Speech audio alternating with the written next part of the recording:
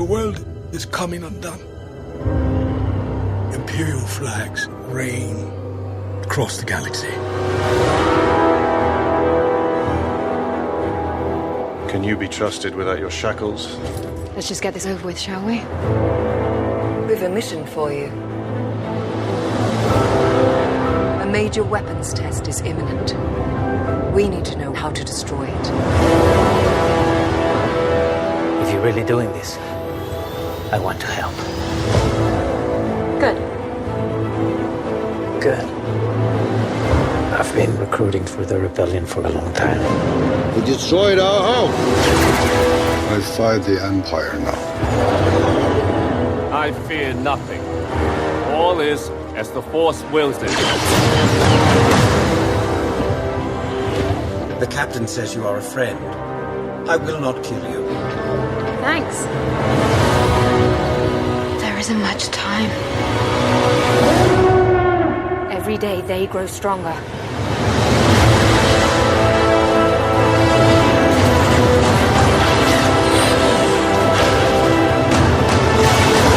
There is a 97.6% chance of failure.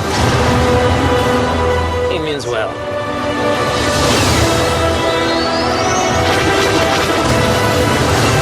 This is our chance to make a real difference.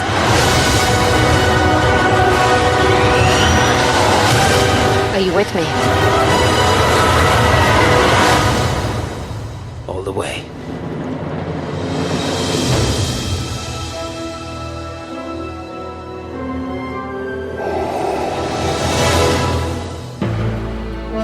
Cinemação, o seu podcast sobre cinema. Acesse nosso site cinemação.com. Cinemação.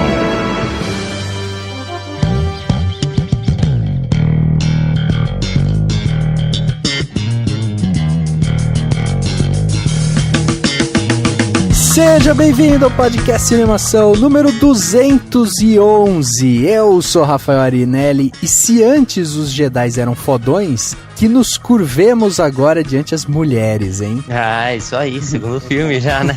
Protagonista feminina. Pois é. Eu sou Daniel Curi e faltou He-Man nesse filme. Ele tem, né, a força? Nossa, agora eu que não entendi.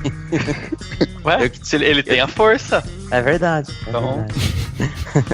Aqui é o Henrique Risato e rebeliões são feitas de esperança. Ah, boa essa, hein? E aí, pessoal, aqui é o Cláudio Gabriel e I am the one with the force and the force is with me. Você tem que repetir isso umas 300 vezes seguidas. É um mantra. Eu ia tentar repetir, mas isso é muito trava-língua. É verdade. Virou sua reza todo dia antes de dormir, assim? Tá virando. Muito bem, estamos hoje aqui reunidos, último podcast do ano, pra conversar sobre esse filme que veio, né? Mais um filme Star Wars. Agora todo ano vamos ter filmes do Star Wars, então não nos cansaremos de falar do universo de Star Wars. E pra isso, né, a gente resolveu trazer aqui o Cláudio do Sentai Cast pra bater esse papo sobre Rogue One, uma história Star Wars. Olha aí, esse subtítulo tá bem pequenininho ali, só pra carregar a marca, né, do Star Wars. Ele, na verdade, ele nem aparece no filme, né?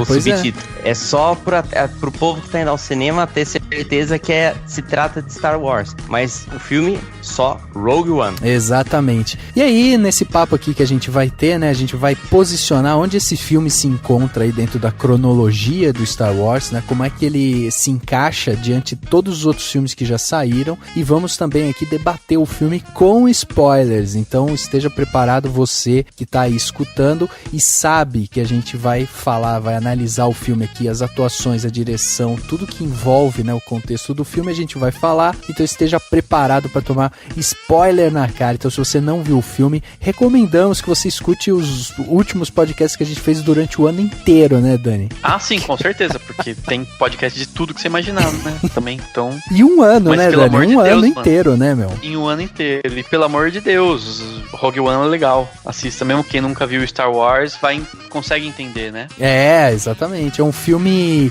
solo e independente. Parece até, olha aí, Henrique, ó, piadinha com o personagem, olha aí. Não, trocadilho do Caribe.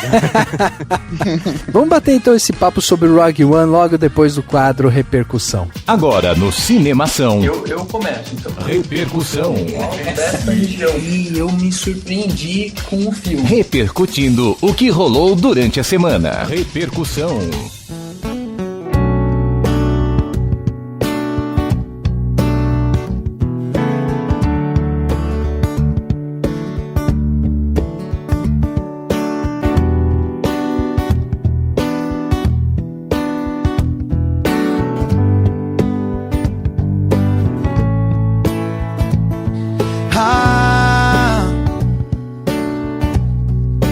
Quase ninguém vê. Quanto mais o tempo passa, mais aumenta a graça em te viver.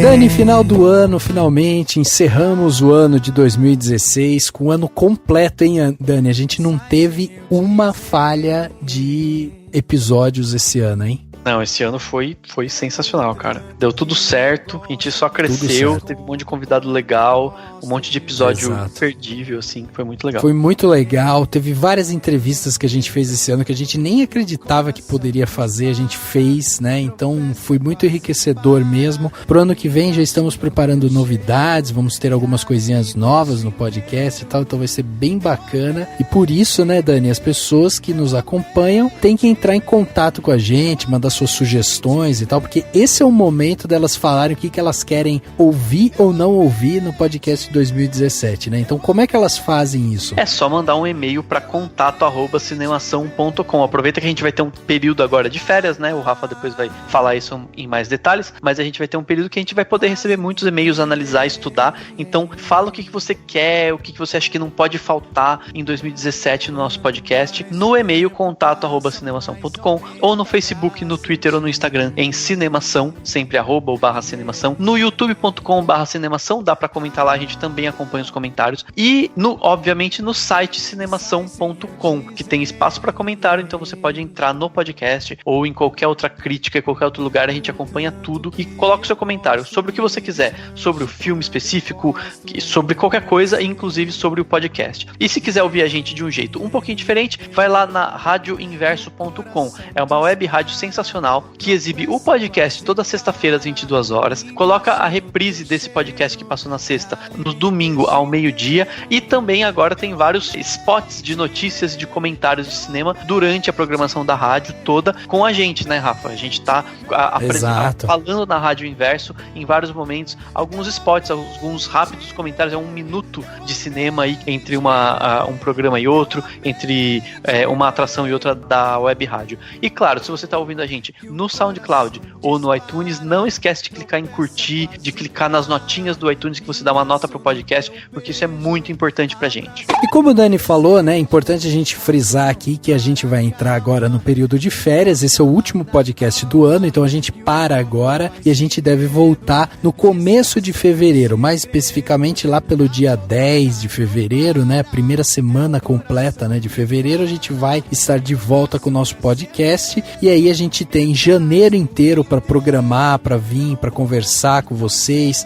para ver o que a gente vai trazer de novidade. Então é muito importante que você mande seus recados pra gente, diga o que você achou e o que a gente pode fazer para melhorar. Além disso, você também pode ajudar a gente contribuindo financeiramente com Cinemação através do patreon.com/cinemação ou do apoia.se/cinemação. Através desses dois canais você pode ajudar mensalmente o Cinemação e contribuir para que a gente cresça com o nosso canal ainda mais em 2017, que tá vindo com muita coisa bacana. Então vai lá, ajuda a partir de $1, você pode contribuir e fazer parte do nosso grupo secreto no Facebook e participar de todas as discussões que a gente tem lá, assim como faz o Diego Lima, o Alberto Marinho Camilo, o Fernando Machado, a Fernanda Siqueira e o Vitor Monerato, que ajudam a gente todos os meses e contribuem para que o Cinemação continue no ar e continue crescendo. Vai lá então, seja um patrão do Cinemação. E Dani, chegando aqui na parte onde as pessoas saíram do armário, eu trouxe um comentário aqui de um podcast que a gente já gravou há 5 episódios atrás, né? Que foi Doutor Estranho, podcast 205. E quem mandou foi a Amanda Aparecida. Olha aí, Dani. A Amanda é fera, ela sempre comenta, é muito legal, eu gosto muito dela. Exatamente, a gente deu uma cortada aqui no e-mail dela pra não ter spoiler, né? E aí você ficar despreocupado. Mas o que ela diz é o seguinte: fala galera do Cinemação, ótimo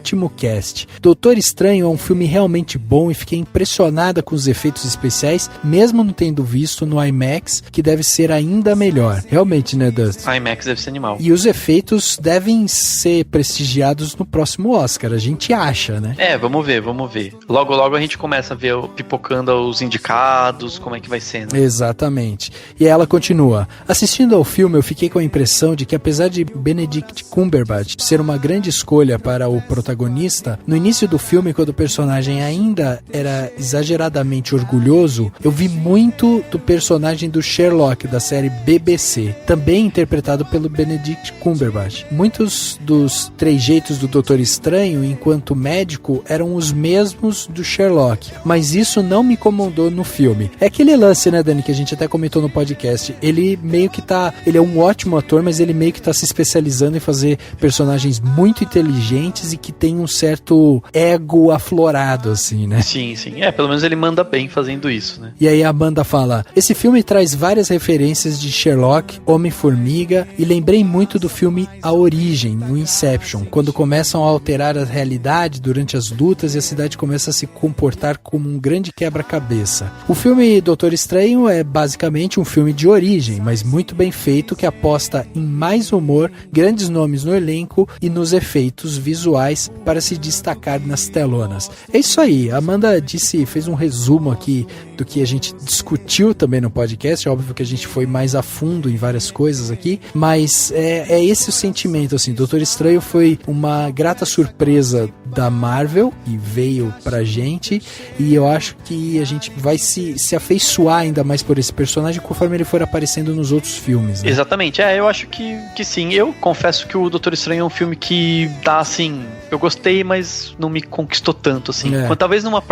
continuação eu consiga me sentir mais próximo dele, assim, né? Mas vamos ver. Exato. E você, Dani, o que você trouxe aí pro último comentário do último Repercussão de 2016? Eu tenho comentário do podcast 209, que foi sobre a nova geração de diretores, e o Gustavo comentou o seguinte: ouvi o episódio esperando vocês citarem Jason Reitman, um dos meus preferidos dessa nova geração, junto com Tom McCarthy. Confio que Rian Johnson vai dar conta de Star Wars 8 e ainda continuo apostando no Mark Webb, porque gosto muito de 500 Dias com Ela. Dos mais novos, fiquei impressionado com Xavier Dolan, que dirigiu Mummy com apenas 25 anos de idade. Por fim, J.J. Abrams é o novo Spielberg. Então, e eu achei ótimo, porque o Gustavo deu nomes que a gente realmente não citou, a gente não tava com a pretensão de falar de todo mundo, né? E realmente, eu acho o seguinte: o Jason Reitman realmente é muito bom, a gente não chegou a citar ele, mas tava na nossa lista, eu juro, tava na nossa lista. Não, a gente citou. Citou? A gente citou muito rápido, né? Muito rápido. Mas talvez ele não tenha E o Tom McCarthy, de fato, o Tom McCarthy a gente não citou, ele fez, né, o Spotlight, ganhou o Oscar, né, assim, ele se destacou no Oscar no ano passado, é um diretor que tem tudo pra ser muito bom, vamos ver o que vem por aí. Ele citou Rian Johnson, realmente o Rian Johnson não cheguei a lembrar, né, ele vai estar no Star Wars, ele fez o Looper e tudo mais, e o Xavier Dolan é um desgraçado, que eu tenho ódio dele, porque ele chegou a fazer filmes com 19, juro por Deus, gente, tem filme bom com 19, ele tinha 19 anos, e ele é prodígio, né, cara? O Xavier Dolan é canadense, né, da região de Quebec, né, que fala francês, da mesma terra do Villeneuve. E, enfim, realmente, a gente não citou o Xavier Dolan, mas o Xavier Dolan já entra numa coisa meio maluca, porque ele é muito novo, mas ele já tá fazendo filme há bastante tempo, ele fez, né, já fez muito filme.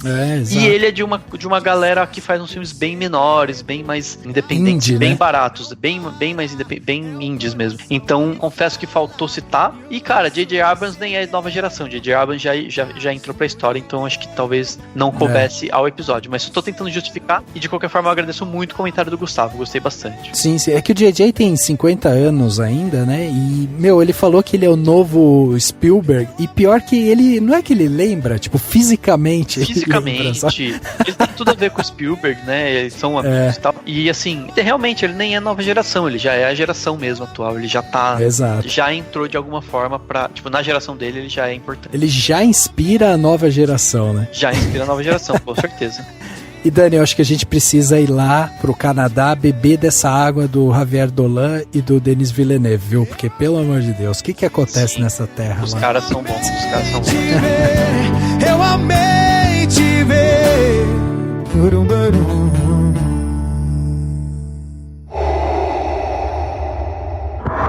We've a mission for you. Ready?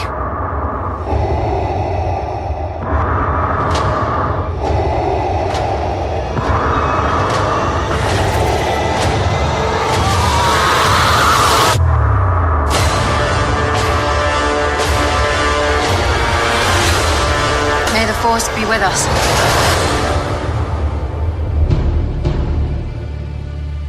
Chegava no dia 15 de dezembro de 2016 o filme Rogue One, Uma História Star Wars. Olha aí, novo filme da franquia, do universo Star Wars, chegou pelas mãos do Gareth Edwards. Olha aí, um cara que eu tinha uma certa repulsa, né, Henrique? O cara fez o filme que eu achei muito legal, que o Rafael tem um terror que é o Godzilla, esse novo aí. Pois é. De 2014, assim. Pô, mas ele tem um outro filme muito bom, o Monsters, que é o primeiro filme dele. É sensacional, sério. Se vocês não viram, vejam, porque é muito... E ele pega muita coisa que ele usou lá em Rogue One. É, exatamente. Então, ele tá oscilando, né? Tá oscilando, mas vamos ver aí se, de repente, agora ele emenda coisas boas. Mas, chegando aí com Rogue One, foi um presente, né? Porque sempre entrar numa franquia como Star Wars é realmente você entrar nos holofotes do mundo cinematográfico, então acho que foi bem escolhido o diretor, ele fez o trabalho bem feito e tal, e a gente teve aí, né, toda a atmosfera de Star Wars envolvendo esse filme, obviamente sem aquele chamariz, aquela coisa da continuação e aqueles pensamentos voltados para Luke Skywalker, Leia e Han Solo e tantos outros personagens que a gente já tava esperando, né, quando o episódio 7 saiu, por exemplo. Mas Dani, diz pra gente aí, além do Gareth Edwards, quem é que tá aí por trás desse novo filme do universo Star Wars? O roteiro foi escrito pelo Chris Weitz e pelo Tony Gilroy. Aliás, a família Gilroy tá presente, né, no filme. E a história, né, a base da história, o argumento do filme, veio do John Knoll e do Gary Whitta. Claro que nos créditos do roteiro também tá o George Lucas, porque os personagens foram criados por ele, e o universo foi criado por ele. Acho que o nome dele nunca vai sair, né? É, claro, não tem jeito. A fotografia é do Greg Fraser, que fez a fotografia do A Hora Mais Escura, O Homem da Máfia, o Foxcatcher, né? Como são alguns dos principais filmes desse cara. A montagem do filme é do John Gilroy, que é da família Gilroy. O John Gilroy fez a montagem de O Abutre e Círculo de Fogo, né? Ele também fez do Esquadrão Suicida, mas a gente esquece disso. Esquece. A montagem também é assinada pelo Colin Goody, que fez a fotografia do Monstros, que é o filme do Gareth Edwards, né? Então ele é parceiro do diretor. E também tem o nome do Jabez Olsen, que fez a montagem de todos os Senhor dos Anéis e o Hobbit, né? Que tiveram, né? A trilha sonora é do Michael Giacchino, que é o cara que tá refazendo os grandes clássicos, né? Tipo, ele fez a trilha do Jurassic World, do Star Trek, ele ganhou o Oscar pelo Up, Altas Aventuras, e ele tá, então, experiente já em pegar trilhas clássicas e super conhecidas e reestruturar e reapresentar de uma forma que as pessoas sintam que é algo novo, mas sempre reverenciando coisas antigas. Eu acho que é interessante depois a gente discutir isso, né? Sim. No elenco tem vários nomes, mas dá pra gente citar a Felicity Jones, a protagonista, né?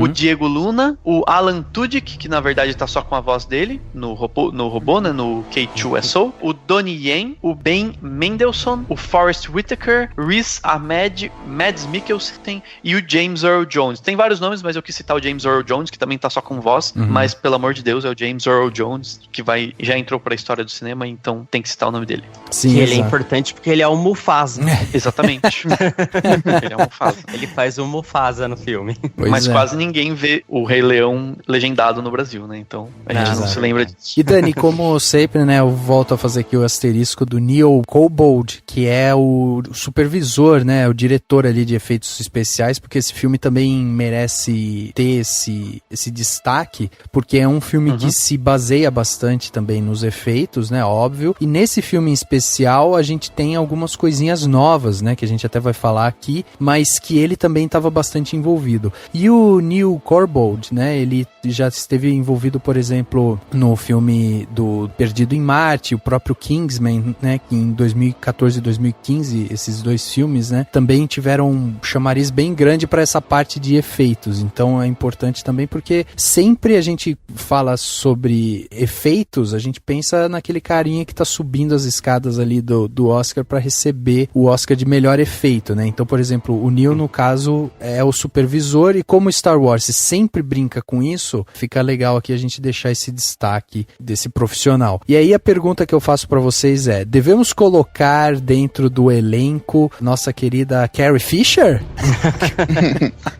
Não sei, cara. Não, porque ela não apareceu. A personagem dela apareceu, mas ela pessoalmente não apareceu, né? Ela não filmou. Até foi uma atriz que fez, né? Foi igual do Tarkin também, né? Isso, também. Quem fez a Leia foi a Ingvild Taylor. E quem fez o Tarkin foi o Guy Henry, que o ator que fez o Tarkin, a gente fala durante o podcast, mas ele já morreu, tem uns 20 anos já. Exato. E vamos lá, Henrique, vamos falar um pouco sobre a sinopse de Rogue One, né? Esse filme que chegou, já vinha, a Disney, né, já tinha prometido aí pros fãs que soltaria um filme de Star Wars por ano, tem cumprido isso, né, desde que ela assumiu aí a franquia, ela tem feito isso, começou com o pé direito logo com o episódio 7, né, continuando aquela história que a gente já tinha visto com a trilogia clássica e com a trilogia nova, e aí eles colocaram ali, chamaram JJ e tal, vamos reposicionar isso daqui, trazer novos efeitos, um novo diretor e tal. Foi um grande sucesso, e aí chegaram com Rogue One, que a princípio teve uma divulgação até de uma certa forma abafada, porque era uma história que seria uma história paralela, mas, né, conforme vai chegando próximo do filme, aí os fãs também já vão se empolgando, todo mundo vai ficando contente, porque vai ver mais coisa do universo do Star Wars, e aí quando a gente vê, estamos lá no cinema assistindo mais um pouco do que é o universo Star Wars. Então, qual que é a sinopse de Rogue One e como que esses personagens aparecem aí pra gente agora? Rogue One, ele acompanha a jornada da Jyn Erso, que é uma jovem que foi afastada do seu pai quando ainda era criança. O pai dela era um engenheiro chamado Galen Erso, e ele foi obrigado a trabalhar na construção da Estrela da Morte. A Jyn Erso, ela acaba entrando na aventura para ajudar a Aliança Rebelde, para descobrir onde está o pai dela e de como destruir a Estrela da Morte. É basicamente uma sinopse simples, mas que conta a essência mesmo do filme. Perfeito. E aí tem dois personagens, na verdade, dois atores aqui que eu queria ressaltar, que são o Mads Mikkelsen, que ele faz o pai, né, da Jyn Erso, que é a Felicity Jones, né? Ele é o Galen Erso, e ele é um cara reconhecidamente bom como vilão. E aqui ele faz um personagem que tem essa figura paterna, né? Um cara ali que tá tentando... foi, na verdade, de uma certa forma, coagido ali, né? Sofreu ali, né? Pra ir pro Império e construir o que seria a Estrela da Morte. E aí a gente vê ele justamente num papel diferente, que eu acho que é um papel interessante pro Mads Mikkelsen, mas eu sinto que ele não tem o peso que ele tem quando ele faz um vilão, sabe? Cara, eu acho que ele é um excelente ator de qualquer jeito, cara. É que o personagem dele não é um personagem que aparece o tempo inteiro, mas ele mandou muito bem. Tipo, eu acho que deu pra sentir, sabe, o peso necessário dentro da história. Será que dava pra trocar o Ben Mendelsohn, que é o Krennic, pelo Mads Mikkelsen? Tipo, o que era o vilão ser o mocinho e o que é o vilão e o que é o mocinho ser o vilão? Então, e isso que você falou, isso que você falou é interessante, porque o Ben Mendelsohn, eu conheço ele do seriado do Netflix, né? Que se chama Bloodline. E ele faz um personagem dentro do Bloodline que é um personagem que ele não é um vilão, mas ele é quase que um anti-herói, assim, né? Então, ele tem essa característica. E eu achei que, por exemplo, o Ben Mendelsohn aqui, ele tá ótimo, assim. Eu achei ele com um peso importante, ele é um vilão meio cínico e ao mesmo tempo ganancioso e tal. E é diferente um pouco do Mads Mikkelsen, que talvez, como o Dani falou, pelo personagem dele não ser um personagem que tem tanto tempo de tela ou que, sabe, não, ele é a chave ali da história, mas ele é um pouco abafado porque tem várias outras coisas acontecendo, né? Eu acho que essa troca não caberia, porque eu acho que o Ben Mendelsohn, ele é um grande vilão, ele sabe fazer um grande vilão, assim como o Mads Mikkelsen, sabe? Então, eu acho que o Mads não tem cara de vilão de Star Wars. Eu acho que ele não tem cara. Eu também acho que não. Faz sentido. Ele faz uns vilões menos fantasiosos, né? Ele faz um vilão mais pé no chão. E Star Wars, por definição, é fantasia, né? É uma coisa mais, talvez, que exigisse um pouco mais de sabe, de afetação, talvez, que é o que o Mendelsohn faz, né? Tanto que eu acho que ele nem é um vilão tão forte, porque ele é um cara meio acuado, né? Ele quer ser reconhecido e tal, então eu acho que isso até enfraquece um pouco, sabe? Ele não é um vilãozão, fodão. Você percebe uma necessidade dele, ele tá sempre querendo se provar, né? Ele fica querendo se provar, ele quer se provar e tal, e nunca consegue. O que eu, pelo menos, senti é que o grande objetivo dele é tentar chamar atenção pra subir de cargo, sabe? Pra ir subindo de cargo. Porque ele é tipo, como se fosse um meio termo ali no Império, só que ele é tipo subjugado por todo mundo que é um pouquinho melhor que ele, sabe? Então acho que, pelo menos, que eu senti é que o grande objetivo dele é tentar se provar pra essas pessoas. Sim. No Star Wars tem bastante jogada política. A gente viu mais na trilogia prequel, né? Que é o episódio 1, 2 e 3. Mas tem bastante elemento político. Por exemplo, no episódio 4, uma das primeiras cenas que mostra o Tarkin, que aqui no Rogue One, quando ele aparecia, falava governador Tarkin, né? Mas em inglês é Moff Tarkin. Moff é uma palavra, não sei se ela realmente existe, mas é a palavra que designa um governador. E ele é o grande Moff Tarkin. Ele é de todos os governadores da galáxia, ele é o maior de todos. Ele tá logo abaixo do Vader, que tá logo abaixo do Imperador. Só que o Vader, o poder executivo, digamos assim, é o cara que dá ação. E o Tarkin é a parte administrativa da galáxia. Entendi. E você vê que o diretor Krennic, ele tá abaixo do Tarkin e ele ainda se fode muito, porque o Tarkin fala, agora que tá pronta a Estrela da Morte, então eu vou voltar a controlar, tá bom? Obrigado por fazer sua parte, agora quem manda sou eu. E ele vai reclamar pro Vader e ainda se ferra, né? Toma até um garra da força lá, fica sufocadinho. Então é o que a gente falou, o cara se ferra o tempo todo. É muito interessante isso, assim. Aliás, eu acho que dois debates que são interessantes aqui, que vocês estão colocando. O primeiro é o fato de que Star Wars tem alguns vilões, ele meio que tira sarro dos vilões, assim, na franquia em geral. Então, se você parar pra pensar, assim, sabe, eles são fracos. Os vilões, eles dependem da estrutura do Império pra funcionarem. E isso é bom, porque é como se toda a história, toda a trama tivesse dizendo que esses caras, tipo, seriam assim, os grandes poderosos, os grandes ditadores, eles são, na verdade, pessoas fracas. Então, tipo, esses caras, todos são, tipo, eles querem provar algo pra si mesmos, eles são egoístas, esse tipo de coisa, sabe? Teve agora no episódio 7, teve o Kylo Ren, pô, ele é um babacão, sabe? Eles o tempo inteiro fizessem isso, assim, esses vilões, esses, né, líderes que, na verdade, tão escondidos atrás dessa figura, né? E outra coisa que eu acho, da posição deles. E outra coisa que eu acho interessante, do Rogue One especificamente, eu acho que ele é um filme muito mais de situação do que de personagens. Então eu vi muita gente criticando o fato desses personagens não terem tanto background. Você sabe, assim, tem gente que fala assim, eles podiam ser mais desenvolvidos, né? Inclusive os vilões. Mas eu acho que não cabe, porque ele não é um filme de desenvolver, né? Ele não é um filme de pessoas, de uma pessoa contra um vilão, sabe? Não é a Jyn Erso versus Vader ou versus... Não, ele é de um grupo versus outro grupo. Ele é justamente dos rebeldes contra o Império. Ele tá focado num conjunto. É porque, pelo menos percebi, assim, o foco não é nos personagens, porque o objetivo não é esse, sabe? Não é desenvolver os personagens. Não é o que eles querem ali. O objetivo, o grande foco do filme é na missão. Na missão deles de roubar os planos da Estrela da Morte, que acaba se mostrando mais pro final, né? Mas o grande objetivo deles ali é isso, entendeu? Então acho que por isso que acaba que os personagens são meio que subutilizados, entre aspas, mas eu acho que não é pra eles terem desenvolvimento, é porque eles têm aquela camada superficial e se você quiser saber mais sobre, vão lançar em universo expandido e tal. Mas o objetivo deles não é isso, né? Mostrar no filme isso. Acho que eles queriam mostrar a guerra, né? As marcas da guerra.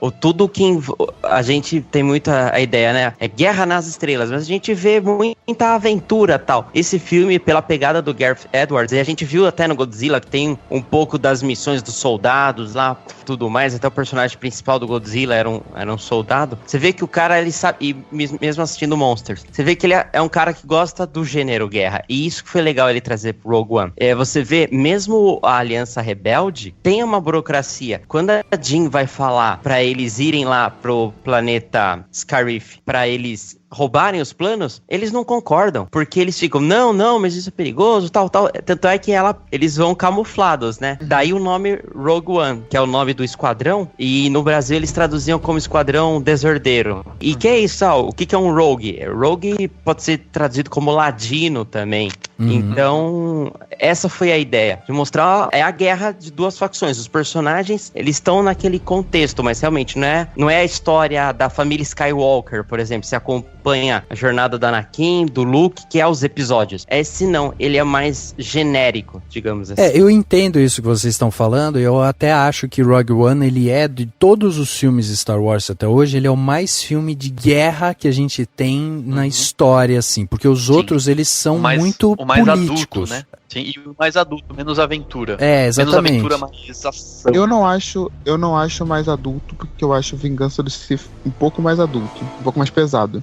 Ele mas teve ele é o mais guerra. PG-13, né, nos Estados Unidos. Mas mesmo assim, a gente vê que todos esses filmes que foram feitos antes de Rogue One, eles têm essa politicagem que envolve muito todo o filme. E aqui a gente tem um filme que ele tem essa pegada do Gareth Edwards, que é realmente essa coisa da ação, da guerra e tal. Então ele, nesse sentido, em termos de ritmo, assim, ele abraça mais esse gênero de ação, de guerra, do que os outros abraçavam. Agora, quando vocês falam que os personagens não são desenvolvidos e tal, eu tenho alguns problemas com isso. Eu entendo isso que vocês estão falando, mas assim, eu acho que, independente de qualquer coisa, existem furos no roteiro que a gente precisa destacar. Por exemplo, você pode não desenvolver os personagens, mas você deixar esses furos, você tira a importância deles. Eu vou dar um exemplo aqui. O próprio Saul Guerrera, né, que é o personagem do Forrest Whitaker. Eu acho que esse é um personagem super mal aproveitado no filme. Ele não é bem desenvolvido, ele aparece e some, eles não exploram, por exemplo, a relação dele com a Jean, então fica uma coisa muito solta. E quando você acha que, de alguma forma, aquilo ali vai ser aproveitado, que fosse assim, cenas rápidas dele treinando a Jean, ou sabe, ele deixando ela pra trás, alguma coisa nesse sentido, você ainda compreenderia o porquê dela ter aquela mágoa e tal. Agora, do nada, você mostrar ele resgatando ela, e aí depois aparece um corte, ela tá numa prisão, e depois você percebe que ela tá com uma mega mágoa dele, e sabe, vamos tocando bola pra frente, eu acho que daí entra na fraqueza do diretor, que é o Gareth Edwards. Ele, pra mim, ele tem um problema que é justamente o problema de desenvolvimento de personagem. Então, se você já tem um roteiro que não preza por você aprofundar 100% ali, né, todos os personagens, ok, eu entendo isso, porque estamos contando a história de um grupo que tem um objetivo pra lutar contra o grupo e tal, beleza, mas você precisa, sendo um filme, você precisa desenvolver alguns personagens, porque você precisa se conectar com eles. E assim, eu acho que a personagem da Jean, ela é um personagem interessante e tal, mas eles têm esses furos no roteiro que em momento algum você fica tão envolvida com ela quanto você ficou, por exemplo, envolvida com a Rey, entendeu? A Rey tem um desenvolvimento muito melhor, muito mais aprofundado, e não importa se você tem ou não tem o background. É um filme só, você pega o filme episódio 7, pega o Rogue One, são duas personagens femininas, só que uma você ganhou um background, você consegue se envolver melhor com ela, e aqui não. Eu acho assim, não é tão forte, realmente. Ela não é a Rey, ela não tem nada a ver com a Rey. Ela não é aquela personagem personagem que você vai vibrar por ela. Mas eu acho que ela tá bem construída dentro do propósito, entendeu? Porque você percebe que existe uma mudança do tipo, ela inicialmente tem uma motivação pessoal, ela quer encontrar o pai dela, ela quer ver o pai dela, que não sei o quê, e tem a questão da mágoa com ele, que eles explicam isso e pronto. Eu entendo eles que falam isso podia ser eles mais falam bem apenas uma frase, né? Eles Sim, falam, tipo, eu te abandonei por causa você ia ser reconhecida, ponto final. Isso realmente ficou um pouquinho esquisito, mas beleza. Pra mim também. Sério? Pra mim também. Eu acho que poderia, assim, pra mim, assim, não é uma falha gigantesca, é simplesmente uma oportunidade perdida de desenvolver um pouco mais. Mas eu acho que dentro de como o filme se mostra, de como o filme se apresenta, eu não acho que seja um problema, entendeu? Pra mim. O Rafael usou o exemplo da questão do Saw Gerrera, por exemplo. É porque, é até uma curiosidade, porque, na verdade, no primeiro tratamento do roteiro, o Saw só tá lá pra ser um fanservice, na verdade, né? Porque, se vocês não sabem, ou se alguém, o ouvinte também, às vezes, o Saw, na verdade, é um personagem do Clone Wars. Ele apareceu no Clone Wars e é mostrado essa situação dele quando ele tem essa dissidência com, na verdade, o Senado, na época, né?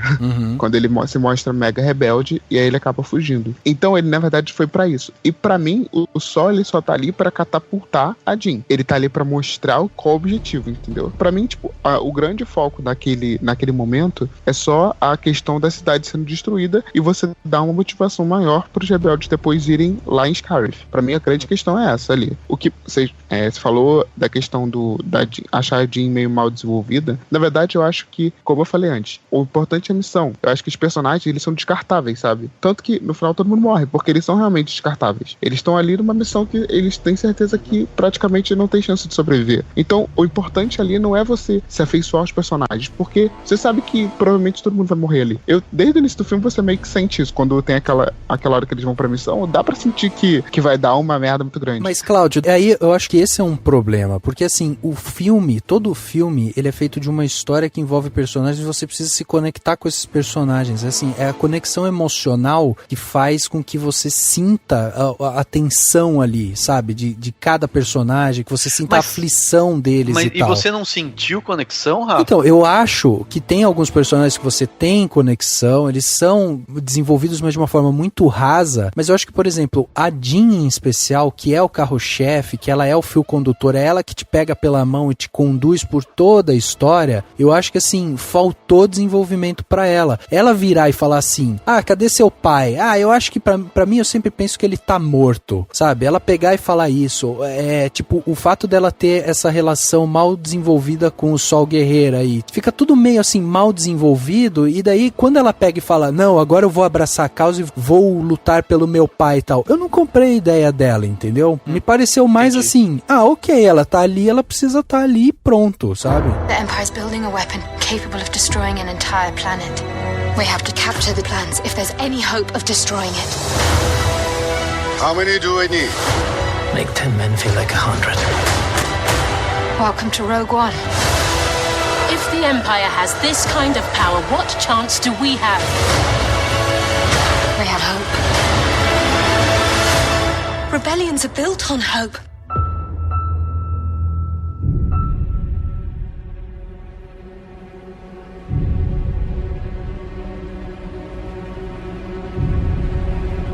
O que eu senti de forma negativa em comparação com os outros filmes foi a questão da unidade do grupo. Por exemplo, a Jean, ela só faz amizade mesmo com o Cassian e com o K2. O In-Wei e o Base, que é os dois chineses, eles são uma dupla que estão lá, mas você não vê que eles formam uma puta de uma amizade com os outros. O cara que é o Bodhi, que era o piloto que desertou, não é amigo de ninguém. Ele tá lá porque ele é útil. Então eu achei assim, não é aquela coisa, putz, o Luke ficou super amigo do Han Solo, da Leia e do Chewbacca. Tipo, eles são um grupo que um morreria pelo outro. E é até outra, né, Henrique? Se a gente pegar o que é o mais recente, que é o episódio 7, você olha a amizade que está sendo construída entre a Rey e entre o Finn ali. Você olha aquilo, você vê uma unidade. Né, também.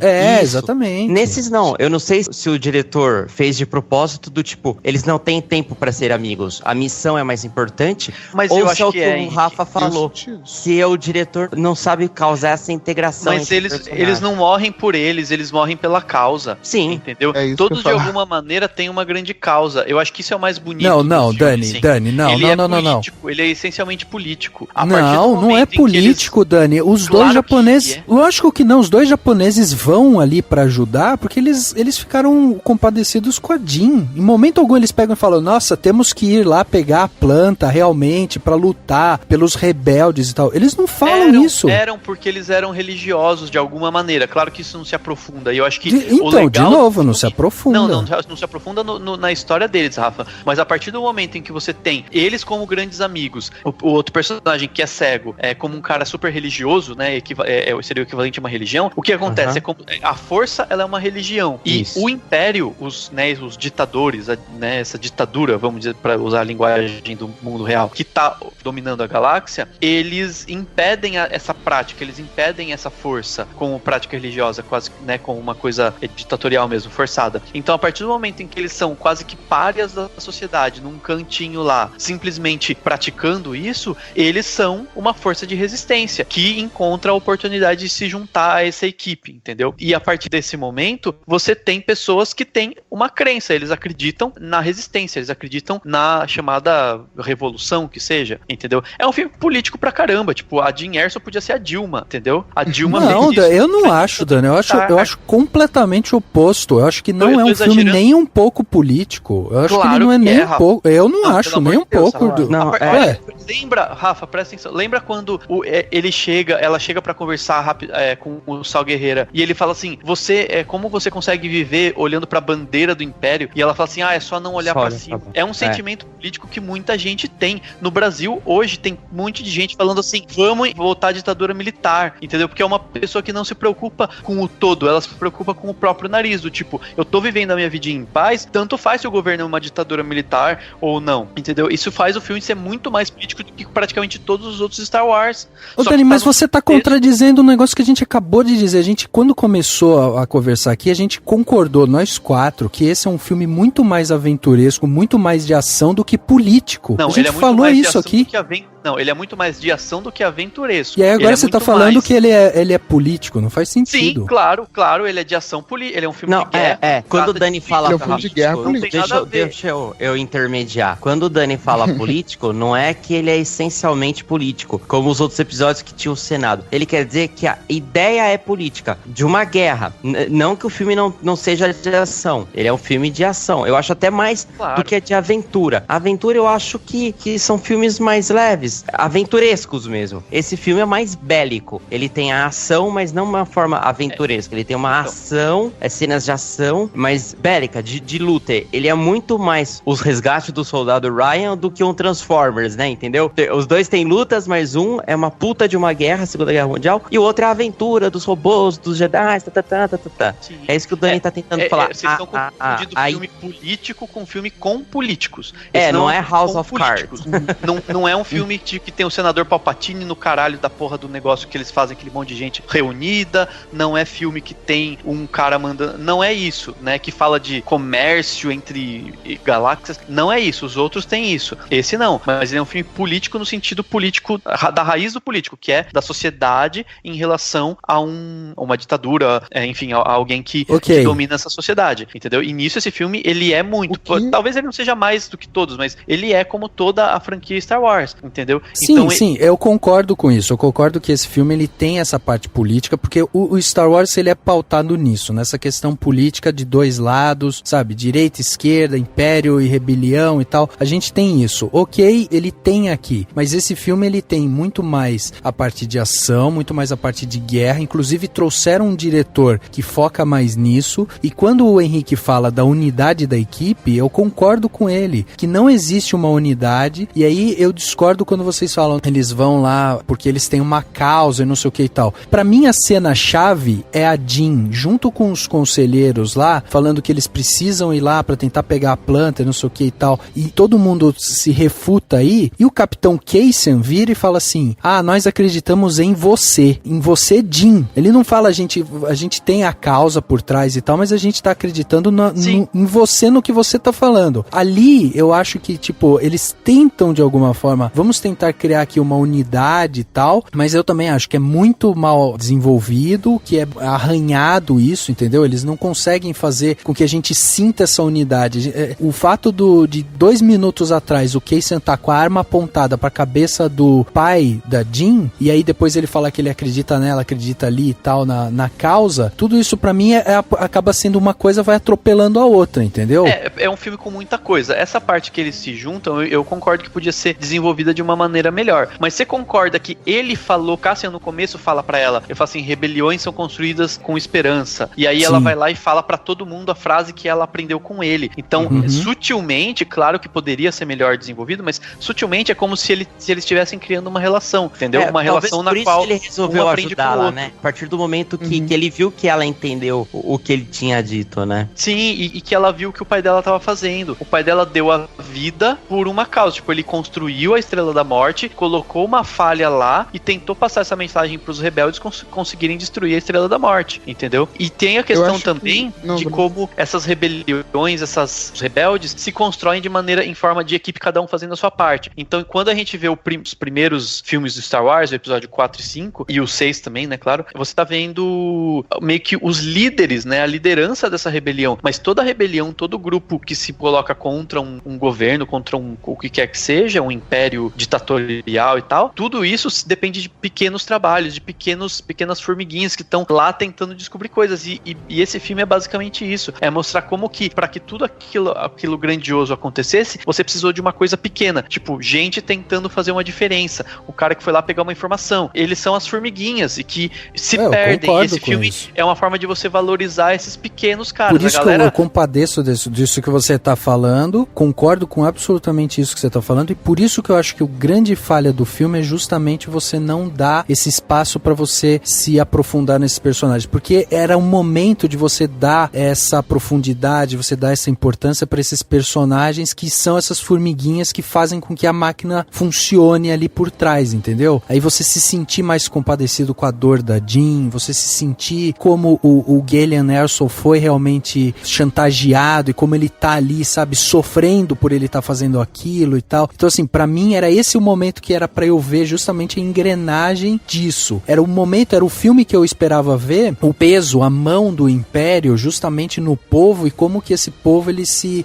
sente realmente dolorido e ele precisa lutar pra tentar escapar dessas garras do Império. Então, acho que, assim, faltou mais esse desenvolvimento. Essa é a minha grande crítica pro filme, assim. O que eu sinto é sempre que falta o desenvolvimento, ele correu demais com o filme em vários instantes, assim. Inclusive o Galen Erso, que é o fio de ligação, né? O cara que constrói a Estrela da Morte, eles têm uma boa justificativa, porque todo mundo sempre falou, porra, como é que você destrói a Estrela da Morte só com entrando lá e atirando no negócio e pronto, você destruiu a Estrela da Morte? Pô, agora eles justificaram, porque um cara que construiu a Estrela da Morte tava ali a contragosto e fez realmente um negócio que era pra destruir facilmente, porque ele sabia que ele tava fazendo errado. Ok, então beleza, comprei essa ideia. Agora, assim, eu não consegui sentir essa dor inteira dele, sabe? Eu não consegui sofrer quando eu vi que ele morreu. Eu não consegui sentir esse tipo de coisa. E mesmo esse manto que se cria ao redor dele, de dúvida, quem é o Galen Erso? Por que ele foi construir a Estrela da Morte? Os próprios rebeldes ficam com o pé atrás, porque, porra, esse Galen Erso construiu a Estrela da Morte, como é que a gente vai acreditar num cara que tava lá junto com o Império, não sei o que, construindo uma arma e tal? E aí, de repente, tudo isso vai por água, sabe? Todo mundo compra a ideia da Jean e pronto, entendeu? Então, por isso que eu acho que esses desenvolvimentos enriqueceriam mais o filme. E aí eu acho que é um problema de roteiro e eu acho que é um problema da direção também, que foca mais nessa coisa da guerra, do agitado, da luta e tal. Eu acho que eles focaram nisso. Sim. E faltou esse background pra gente, entendeu?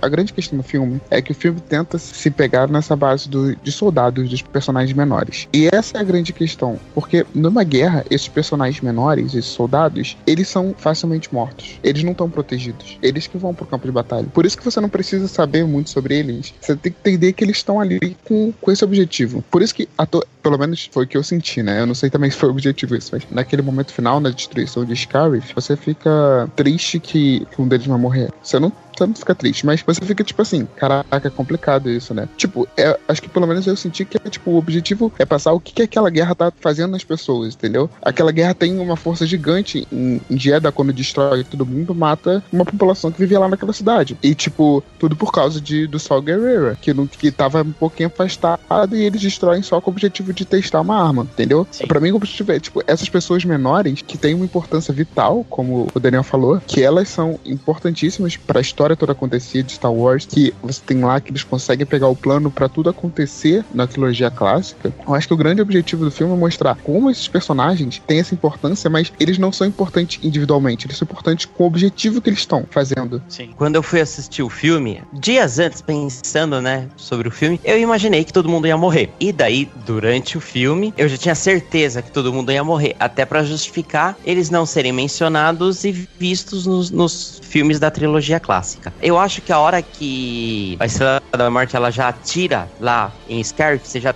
vê que a Jean e o Cassian vão morrer, eu não senti, puta, que bosta, eles vão morrer, coitados, porque o bem maior foi feito, que era roubar os planos pra eles poderem destruir aquela arma que a gente vê depois, entendeu? Ou seja, a vida deles, ela cumpriu o seu papel. O objetivo da vida deles era maior que a própria vida. Então, por exemplo, eu não fiquei, puta, eles morreram, vou chorar, que nem o Han Solo morreu lá, que o filho dele matou. Não, falei, porra, eles vão morrer, mas eles cumpriram a missão. Tanto que... Isso era acima deles, entendeu? Isso foi legal, o filme soube passar muito bem, isso é uma grande vantagem. E um outro ponto sobre a cidade lá de Jeddah, eu acho que podia ter sido explorado mais, mas eu achei interessante, por exemplo, a hora que mostra um pouco eles andando na cidade, alguns Stormtroopers empurrando pessoas, falando assim, cadê seus documentos? Não sei o que. Eu lembrei muito de quando a gente vê filmes ou novelas que retratam um pouco da ditadura militar, que a polícia parava qualquer um e pedia os documentos. Tem uma hora que passa um caminhão, um alto-falante falando, pessoas de bem, o Império quer o que é de melhor pra você, tem esses revolucionários, eles são ruins, denunciem, blá blá blá. É uma cena rápida, mas é interessante a jogada política, né? Do tipo, nunca o Império foi assim, olha, o Império é ruim, vocês estão fodidos, vocês vão morrer. Não, a República se tornou um império pra trazer paz e justiça. E é isso que eles vendem. Sim, não, sim. E é muito interessante em termos de técnicos. Eu acho que esse é um dos melhores filmes, se não o melhor da franquia Star Wars, em mostrar a realidade das pessoas. Você vê a cidade, não é assim, é um show.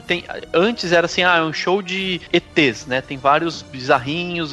Esse não, o foco é mostrar que é uma cidade viva, tipo, as pessoas estão vivendo nesses lugares, entendeu? Tanto Jeddah quanto aquele entreposto comercial que aparece o Cassian. Aquele sensacional. Sensacional e me lembrou muito o Blade Runner, sabe, assim, a forma crua como é a cidade. Então, assim, é muito legal porque você sente que as pessoas vivem suas vidas normais, entendeu? Elas, tipo, estão trabalhando, pagando as contas, sabe? É meio que isso. Eu acho que esse é um dos filmes que mais mostra como um universo palatável mesmo, sabe? Que as coisas estão acontecendo. E isso é muito legal, assim, e isso ajuda ainda mais a trazer esse sentimento de que você tem um governo autoritário que tá tentando dominar todo mundo com as forças que a gente já conhece, né, como uma representação até da nossa própria sociedade, de qualquer governo autoritário de qualquer país e tal. Então, eu vou ter que continuar fazendo o meu papel de chato, porque tem coisas que pra mim, assim, eu gostei do filme, inclusive eu saí do filme muito empolgado e tal, principalmente por conta das cenas finais e tal, que foram que mais me chamaram a atenção. Mas assim, eu vou rebater algumas coisas que vocês falaram,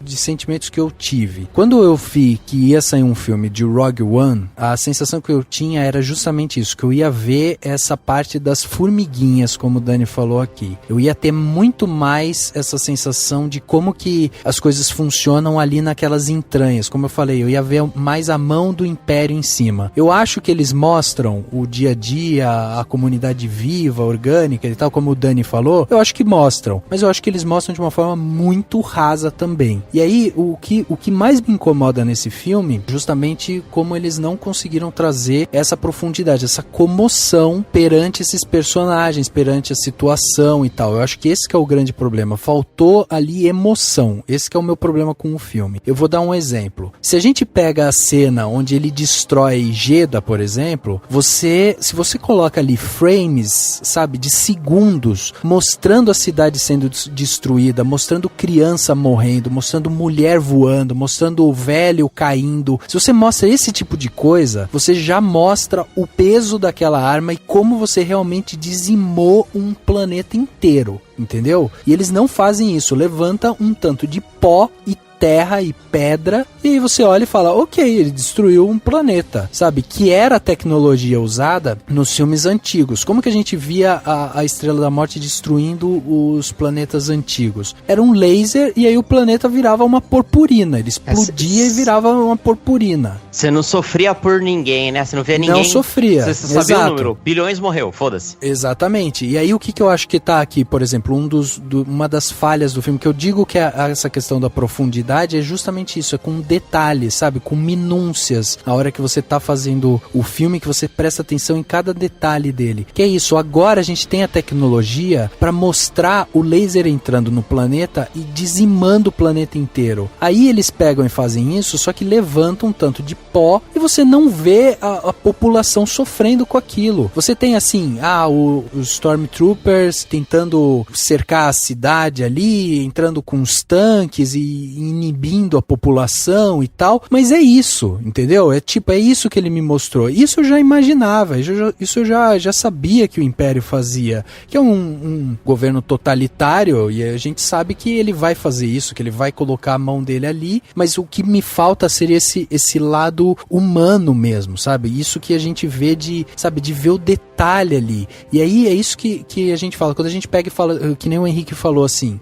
quando a gente vê que a Jean vai morrer e tal, e aí você olha e fala, pô, eles atingiram um bem maior, e você não compadece com a morte dela, aí pra mim tá o problema. Porque daí eu lembro, por exemplo, de O Resgate do Soldado Ryan. Quando você olha o Resgate do Soldado Ryan, você vê uma unidade sendo formada, você vê eles lutando por uma causa, eles mudam o objetivo deles, e aí quando o personagem do Tom Hanks morre, por exemplo, você compadece com ele, porque você tava junto daquela causa, entendeu? E aqui eu acho que falta isso. Falta eu olhar pra Jean e falar, poxa, que pena que a Jean morreu. Agora eu sei por que ela morreu, por conta dessa causa. Agora eu entendo o peso dessa causa, mas aqui eu não senti isso. Entendeu? Então, pra mim, o que falta é isso, é essa profundidade, esses detalhes, essas minúcias. Talvez pudesse ter mostrado um pouco dela com o Saw Gerrera. Até você falando isso, eu pensei, né? A gente não pode falar assim, puxa, que pena que a Jean morreu. Ela lutou a vida inteira e acabou assim. Porque a gente não viu. A gente viu ela pequena e a gente já viu ela na missão do filme. Talvez pudesse ter mostrado um pouco ela treinando, ou ela em alguma missão. Tipo, puta, ela teve um perrengue a vida inteira e agora morreu pela causa. Não, talvez ela tenha sido simplesmente uma marginalizada no sentido do que ela fala. Ela não fez nada, depois que o Guerreira abandonou ela viveu uma vida tranquila, tipo, se escondendo e tal, e daí ela acabou entrando pra missão, né? E acho que isso realmente faltou um pouco mais a gente ter visto, puta, essa mulher é uma batalhadora, ela passou a vida inteira lutando e agora ela vai morrer pela causa. Realmente podia ter sido um pouco melhor explorado isso. What now? I don't know. Must be another pickup. I thought we had everybody.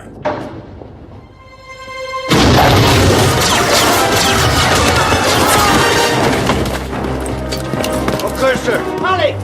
Liana Halleck! You wanna get out of here? Hey! Move at me!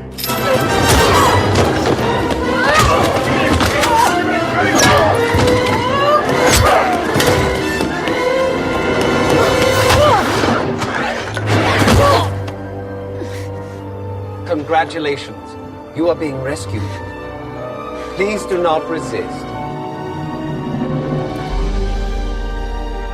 Pra mim, falta pra Jean é o momento em que você fale que você tá junto com ela, entendeu? Eu não acho que é o desenvolvimento, eu acho que é o momento específico, por exemplo. Não sei, eu não diria, tipo, que é um momento épico, arco, assim, pra fazer. Porque eu acho que esse filme não precisa disso, porque ele não tem, como eu falei, eu acho que o foco dele não é nesses personagens, acho que o foco dele é na passagem da missão, né? Mas o que pra mim, pelo menos pra Jean faltou, é tipo aquele momento da Rey no episódio 7 que ela pega o sabre, entendeu? Aquele momento que você fala assim, caraca, essa personagem é foda, eu tô junto com ela. Sim. Entra até a questão de quando ela vai meio que peitar o Mendelssohn lá, esqueci o personagem dele. Krennic. Tipo, o Krennic, ele chega, aí tem até tipo um anticlímax, né? Tipo, o coisa vai lá e atira nele. E aí tipo, tá bom. Mas aquele não é o foco também, né? Então, eu acho que talvez uma falha do filme seja, tipo, querer ter muita coisa. Ele poderia não ter alguns elementos pra ter mais tempo de se aprofundar em personagens, ou de trabalhar um pouco mais esse arco da própria Jean, né? Assim, o que realmente tá motivando ela, até deixar um pouco mais explicado. Mas ainda assim, eu acho que isso não é uma falha tão grande, a partir do momento em que você tem essa equipe que tá entrosada. E uma coisa muito interessante de você ver é que todos os personagens que vão pra lá, né, que entram lá na nave pra pegar essa informação e passar pra todo mundo, fazer essa invasão, né, tipo, camuflada, todos eles têm uma função importantíssima, todos eles estão super bem, sabe, bem colocados, e a forma como você não precisa ter o background, mas a partir pelo comportamento de cada um deles, você percebe, sabe, tipo, a desconfiança da Jean com o Cassian, o piloto e os dois caras que são mais religiosos e tal. Tipo, você vê que pela atitude deles, você vê que eles são personagens complexos, todos eles já fizeram coisas erradas, né, vamos dizer assim. O próprio Cassian aparece matando um cara simplesmente pra se livrar de um problema. Então, assim, todos eles são reais, são muito verdadeiros no sentido de que eles são tridimensionais, e você vê que eles têm todos uma função, eles estão atuando dentro daquilo que eles precisam, e até o momento todos eles têm um papel importante nesse caminho, que é basicamente pegar uma informação que tá naquela torre e levar pros rebeldes, entendeu? E que vai ser importantíssima pro futuro da saga, que na verdade é o passado, porque o filme já foi. Mas assim, é muito legal a forma como o filme homenageia esses pequenos atos. É um encadeamento de pequenos atos de heroísmo, de pequenos heróis, né, que não são da grande história, mas que são pequenos heróis, que vão levar a um grande resultado, que é derrotar a Estrela da Morte, derrotar... Ô Dani, mas deixa eu te questionar uma coisa, porque assim, eu concordo com você quando você fala que os atores, cumprindo o papel profissional deles ali, que é atuar, eles estão fazendo... Não, então, aí é isso que eu vou te questionar. Porque assim, você falando dos atores, eu concordo com você, eu acho que eles estão bem, todos os atores ali estão bem, estão fazendo bem o seu papel e tal, cumprem bem com a sua função e tal. O próprio Diego Luna, né, fazendo esse personagem meio ambíguo e tal, ele vai bem também, ok. Mas quando você fala que os personagens são 360, aí eu já não concordo. E aí eu vou te questionar o seguinte, você pega e fala do ato heróico de cada um deles, aí você fala sobre como cada um tem a sua função e não sei o que. Daí eu te pergunto, você se compadeceu com a morte desses personagens? Você assistindo o filme, na medida do possível. Eu achei lindo aquela cena que eles se abraçam e eles sabem que eles vão morrer, do tipo, cumprir a minha função. Ok, mas você tá falando... Que lindo, ok, mas você tá falando dos dois personagens centrais do filme ali, os dois... Então, eu quero saber se você se compadeceu com a destruição desse grupo. Com certeza. Claro que sim. E eu não fui pensar assim, nossa, todo mundo vai morrer. Claro que não é assim, eu não chorei quando eles morreram. Não é isso. Se compadecer, se ficar triste pela morte do personagem significa você chorar, que nem quando você chora, sei lá, com situações icônicas do cinema? Óbvio que não. Mas, tipo, você sente a morte deles. Eu acho você sentir de falar, poxa, que pena. Posso palpitar? Pode, lógico. Sim. As 3 mortes que eu senti, que eu não chorei, mas puta que bosta, morreu, foi o do Base, que na verdade foi o Chirrut antes, aí o Base tava abraçado com ele falando o mantra, aí depois o Base... Essa cena é linda. Aí depois o Base morre, e antes, a hora que o K2 é destruído, eu também... Nossa. Eu achei super legal, tipo... Porque a ideia do Star Wars é que os robôs, eles têm consciência, né? Talvez eles não sentam dor, eles não têm o corpo físico, mas eles têm uma consciência. Cada robô é único, entendeu? Eu achei isso muito, muito da hora, assim. Eu me importei com ele. Eu achei a morte do K2 muito crua, sabe? Tipo, uma guerra, ele tomou tiro e caiu morto, acabou. Não, ele fala assim, adeus, tipo, e se explode.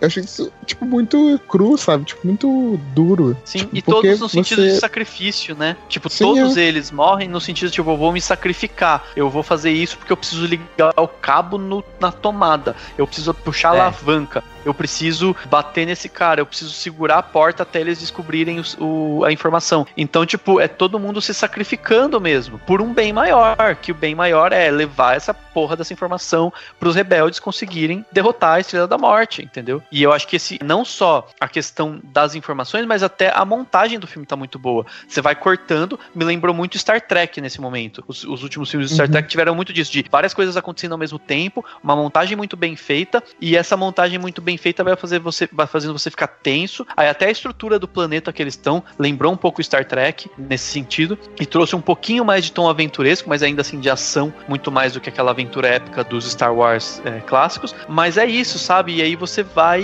sabe, eu me importei no sentido de que eu entendi a função desses personagens e a grandeza deles dentro dessa história, entendeu? Eu acho assim, eu gostei do filme em várias coisas. Eu gostei da parte de ação, as cenas finais pra mim são muito legais, por isso que eu saí do filme muito empolgado, principalmente com as cenas finais, assim, que eu acho que elas até se sobrepõem, inclusive, ao restante do filme. Agora, quando vocês falam justamente dessa causa maior e não sei o que, eu sinto falta justamente de eu sentir isso, sabe? De eu olhar pro filme e sentir que eles estavam lutando por algo tão grandioso, por essa coisa tão forte, assim, deles terem criado justamente essa unidade que a gente falou aqui. Então, assim, quando eu fui vendo eles morrendo, eu até achei que aí que eu acho que me incomoda essa direção. Que, assim, a hora que ele resolveu que ele tinha que matar todo mundo, aí foi um atrás do outro, entendeu? Ele não te dá muito respiro pra você pegar e falar, pô, deixa eu sentir a morte desse, deixa eu sentir a morte daquele, deixa eu sentir ali. Porque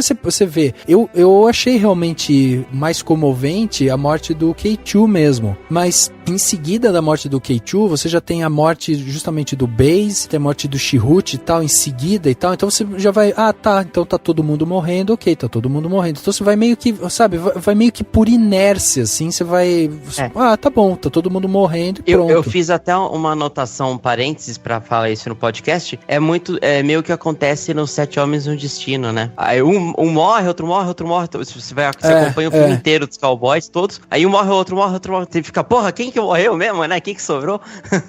Pois é, eu acho isso. Eu lembrei disso, durante o filme eu lembrei do Sete Homens no Destino. Porque ele descarrega assim, ó, agora tá na hora de todo mundo morrer, vai pum, vai todo mundo morrendo. Porque eu acho que daí isso daí foi até legal pra mostrar, olha, na guerra, pessoas morrem. Sim, tipo, sem dúvida. O quão ruim é a guerra, né? Lógico. Mas realmente, a gente é pego de surpresa, né? Não é assim, porque no comecinho o Saul morreu, depois o Galen, e daí no final já, tipo, em 10 minutos, 5, 6 personagens morrem, assim, né? Exato, isso, sabe? O filme é pra isso, a proposta dele, as pessoas vão morrer. Não acho que, é uma sequência, é porque eles estão lá no meio de uma batalha e é muito difícil deles saírem de lá, e eles sabiam disso, porque, sabe, assim, tipo, eles eram meia dúzia num planeta totalmente dominado pelo Império, então... Não, sim, mas, assim, a morte desses personagens faz parte da história, e a gente já tinha essa expectativa e tal. Eu que não consumi nada antes, nem nada, sabe, não fiquei vendo se esses personagens eram personagens fadados à morte e tal, não esperava isso ali, mas, tipo, ok, eu queria saber como que esses planos da Estrela da Morte iam chegar ali nos rebeldes e tal, né? Então, ok, eles morrerem por conta da guerra, eu entendo, e pra mim faz parte mesmo da história. O que eu digo é, eles não te dão respiro suficiente pra você sentir essas mortes. O respiro que eles dão maior é justamente da Jean, porque assim, ela é o personagem principal, o Cassian também, né, um dos personagens principais ali, então ali eles te dão um pouco mais de respiro, porque, pega, vai pra praia, não sei o que e tal. Mas mesmo essa coisa de pega, vai pra praia, se ajoelha, se abraça e não sei o que, eu achei bonito, mas na hora eu falei, caraca, que clichêzão também, entendeu? Tipo, por eu isso... lembrei do final do Melancolia. Seria clichê se eles dessem um beijinho. Não, também, achei bom também. Que não rolou coisa de casal, né? Rolou coisa de parceiros, né? Mas eu gostei do que rolou, tipo, uma sutileza, sabe? Tem uma hora que eles entram no lugar que tá escuro, eles meio que estão se olhando, e eu confesso que, foda-se clichê, eu torci pra eles saírem da seca pelo menos um pouco antes de morrer, sabe? Porque, sério, eu gostei deles, entendeu? Eu entendo que eles não têm o impacto emotivo que a Rey e o Finn tiveram lá no episódio 7. Eles são mais crus, eles são mais consumidos pela guerra, sabe? Eles são menos inocentes, sabe? Eles já estão desgastados. Eles têm uma carga dela, e o Cassian deixa bem claro, tipo, ele viveu a vida inteira dele por uma causa, né? Entendeu? Tipo, lutando. Ele é o cara. Então, assim, eu acho que nesse sentido, o filme construiu muito bem isso, sabe? Eu acho essa parte toda final deles, depois que o Cassian dá o tiro no Grayson, eu acho muito bonita. Tipo, a trilha sonora do Michael Giacchino, eu não gosto muito, sendo sincero, uma das coisas que eu não gostei muito do filme. Mas essa parte eu achei muito legal, porque, tipo, ela é muito sutil, né? Ela vai só dando tom. E aí, nessa parte que eles se olham, parece que meio que eles estão, tipo assim, cara, a gente conseguiu, né? Tipo, eles estão naquele lá, a gente conseguiu, mas vai dar tudo errado, sabe? A gente vai morrer aqui. Por isso que eu acho muito bonito o abraço no final, que como se ele tivesse meio que aceitado aquilo, sabe? Sim, tudo que eles passaram. Eu achei legal. Não dava pra ter descido uma nave pra resgatar eles? Isso que mas ninguém sabia onde eles estavam, né? Sei lá, um comunicador, alguma coisa assim. As naves todas lá dentro estavam morrendo também. Tá todo mundo sendo destruído. E eu acho que, falando da trilha sonora, Cláudio, eu particularmente gostei. Eu lembro que no começo eu tava esperando pelo clássico do clássico, que é o letreiro, aquela musiquinha que todo mundo conhece e tal. Mas aos poucos eu fui gostando do fato de ela não ser, tipo, ela traz o tom do Star Wars, mas ela mostra assim, ó, isso aqui não é a saga que você tá acostumado. Ela é outra coisa. Então não tem aquilo, não tem a trilha clássica, aí tem os tons da marcha, né, do Darth Vader, da música do Darth Vader. Pô, não, essa parte é sensacional, velho. É sensacional. Aliás, a forma como ele trabalhou, como o diretor trabalhou a entrada do Darth Vader é tipo assim, sabe assim, esse vilão é o vilão, então eu vou respeitar esse vilão. Então a forma como a câmera mostra aos poucos, ele vai surgindo, tudo é mostrado devagar, o tom da música cena não é a clássica, né, ela é um pouquinho mais lenta e tal. Até a hora que ele aparece a primeira vez, ele tá naquele tanque, né? Nossa, sensacional. A silhueta, mas você vê que tipo, o cara não tem as pernas, não tem os... Então, assim, é um torso deformado e ainda você não consegue ver, tipo, você pensa, meu, que merda, que bicho é esse? Aí dá 2 segundos, vem o Darth Vader. Você, tipo, caralho, tem uma pessoa dentro desse robô, entre aspas, e tipo, ela é tudo errado, assim, né? Sim, eu achei bem impactante. Então, essa parte quando a gente olha, principalmente ali pro Vader, como ele é colocado, inserido na história, por ser um filme que não é focado nos personagens clássicos, eu acho que ele deu peso pro Vader que o Vader sempre mereceu ter, que era essa figura imponente, essa figura poderosa, entendeu? Essa cena justamente da silhueta, quando você percebe que tem alguma coisa ali, ele tá se preparando pra encontrar o Krennic, e aí você percebe que, tipo, tem aquela... Parece realmente que é aquilo, já não é mais humano, sabe? Já não é uma coisa humanoide aquilo ali. E aí a hora que ele vem, e você percebe que ele já tá... Ele tá assim, ele tá muito mais forte, sabe? Na posição dele, assim. E, meu, depois que... Beleza, morreu o Jyn, morreu o Casey, morreu todo mundo... E aí você vê aquela cena do corredor e ele ligando o sabre de luz, ali, meu amigo, ali eu vibrei, aquilo ali eu falei, cara, isso daí é Vader. E ele vindo andando no corredor, passo a passo, mostrando a força dele, e ele vindo quase como um animal mesmo, sabe? Parando, matando um a um, e eles trocando. Ele mostra a força, mas você sente que ele não tá se esforçando, né? Exato, é tipo uma coisa banal. A cara morram. E é a cara de desespero dele, dos rebeldes. De desespero. Isso também. E a troca, eles trocando, né? Entregando o cartão, troca, vindo rápido assim. E aí a câmera vira pra um corredor, um ambiente fechado, e ele vindo como um trator mesmo, sabe? Destruindo um a um ali. Você sente finalmente o poder do Vader como a gente não sentia antes, sabe? Porque no filme, no episódio 4, ele é quase que achincalhado por aquele general lá, né? Tipo, fica toda... Tarkin, exatamente. Fica tirando ele toda hora e tal. E aqui a gente percebe que o Tarkin tem um respeito por ele. Sim, eu também acho. É como eu falei, eles são dois líderes de departamentos diferentes, né? Um é o cara da ação, é a espada que que pune e o outro é o martelo, é o administrativo, né? Sim, e um não tá acima do outro, os dois estão abaixo diretamente do imperador. E eu achei muito legal, e é muito legal quando o Vader chega, o Krennic, ele fica meio ajoelhado, ele não se ajoelha, na verdade, mas você vê que ele encolhe, ele fica olhando pra baixo, ele não olha direto, você vê que ele, a fama já precede, né? Que o Vader, ele simplesmente mata, né? Exato, isso é fantástico. E faz um trocadilho, né? Faz um trocadilho? Ele fala, cuidado pra você não sufocar nas suas ambições. É verdade. Pois é, exatamente. E aí até eu volto na questão que eu tava falando, da profundidade, que vocês veem como, pra mim, isso é muito relevante, porque quando eu olho o Vader, tudo bem, eu já tenho o background de tudo que o Vader é e tal, mas quando você pega esse filme unitário, né, e você só assiste ele de uma forma independente, sem pensar nos outros e tal, você ainda assim sente esse peso dele, desse peso como um imperador, como um cara que tá ali sabe, no auge do que é o império, né? Você sente isso nele. E aí você percebe nessa cena final, por exemplo, todo o poder dele, inclusive porque como o filme ele não abraça nada desse negócio do Jedi, dos Siths e tal, então o Vader ele acaba sendo essa figura única, pesada e que tem todas essas questões que envolvem ele ali como líder, né? E aí quando você pega outras figuras, e aí eu volto a exemplificar aqui. O próprio Galen, que pra mim era um personagem importante, porque é ele que constrói a Estrela da Morte. Ali,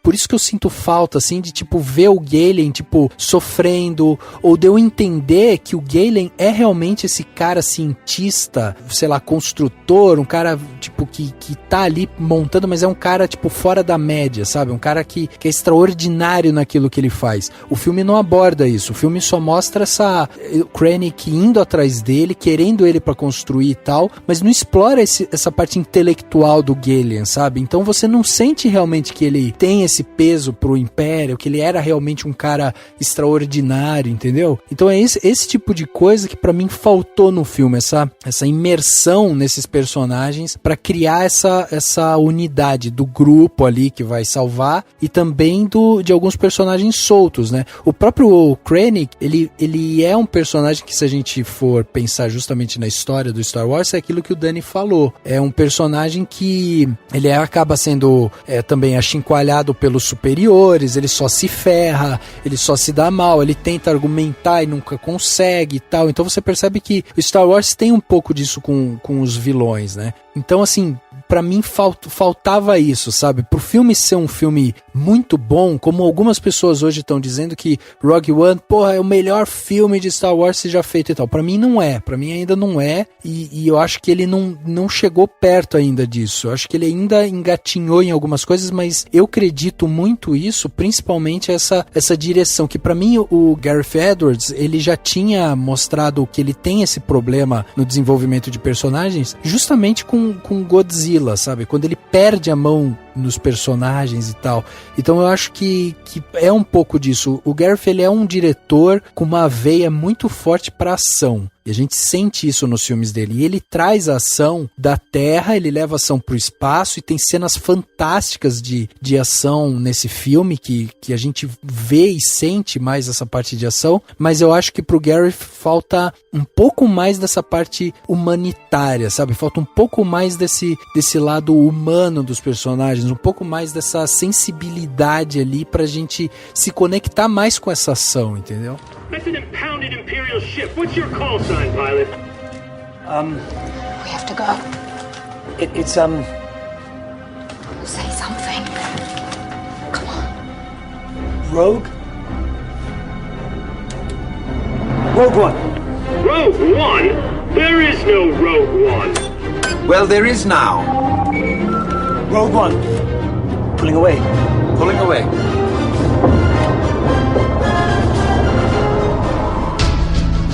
Eu entendi todos os personagens importantes, entendeu? Pra mim funcionou bem, assim, eu acho que a forma como eles agem já dá conta disso, entendeu? Pra mim, eu acho que funcionou muito bem isso, entendeu? Não acho que precisava se aprofundar, eu acho que é uma coisa que... Não, a diferença... Pra mim funcionou muito bem, cara. Pra mim, a equipe tava... É tipo, ainda mais no ano que a gente teve Esquadrão Suicida, cara, mostrar uma equipe se formando e você sentir que eles estão coesos, sabe? Foi uma aula, foi mostrar pro Esquadrão Suicida assim, olha como é que faz, entendeu?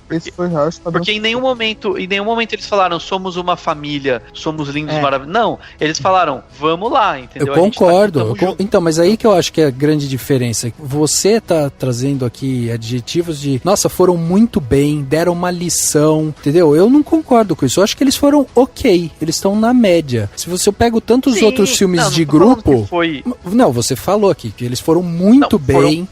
Eles deram uma lição. Foi a melhor coisa, mas foi ótimo. E se comparar eu não acho com o Esquadrão Suicida, o Esquadrão Suicida que foi aquela bosta que foi. Mas é lógico, então, mas se a gente comparar claro, com outros que tem uma unidade muito melhor desenvolvida, a gente vai falar que Rogue One é uma porcaria. Então, a questão aqui que eu acho é que assim, eu acho que esse filme, ele tá na média, sabe? Ele veio na média, ele tem cenas que você pincela ali, que você fala, porra, essa cena aqui é da hora, pô, isso daqui é legal e tal, mas pra mim faltou isso. Eu acho que assim, eles têm essa questão da unidade? Tem. Funciona, mas assim, não é uma unidade que você se sente parte da equipe também, que você pega e fala assim, também tô comprando a ideia de vocês, que eu também tô abraçado com isso, também morreria pela causa, entendeu? Porque eu acho que o filme em si, ele não te dá o respiro necessário pra você sentir isso. Então eu acho que esse que é o problema, mas eu acho que eles funcionam, mas eu acho que eles estão ali na média, eu acho que eles são ok. Dão uma aula pro Esquadrão Suicida? Sem dúvida dão. Mas, por exemplo, eu acho que eles perdem feio pra Soldado Ryan, por exemplo. Eu acho que a unidade de Soldado Ryan é muito mais cativante, é muito mais, sabe, ela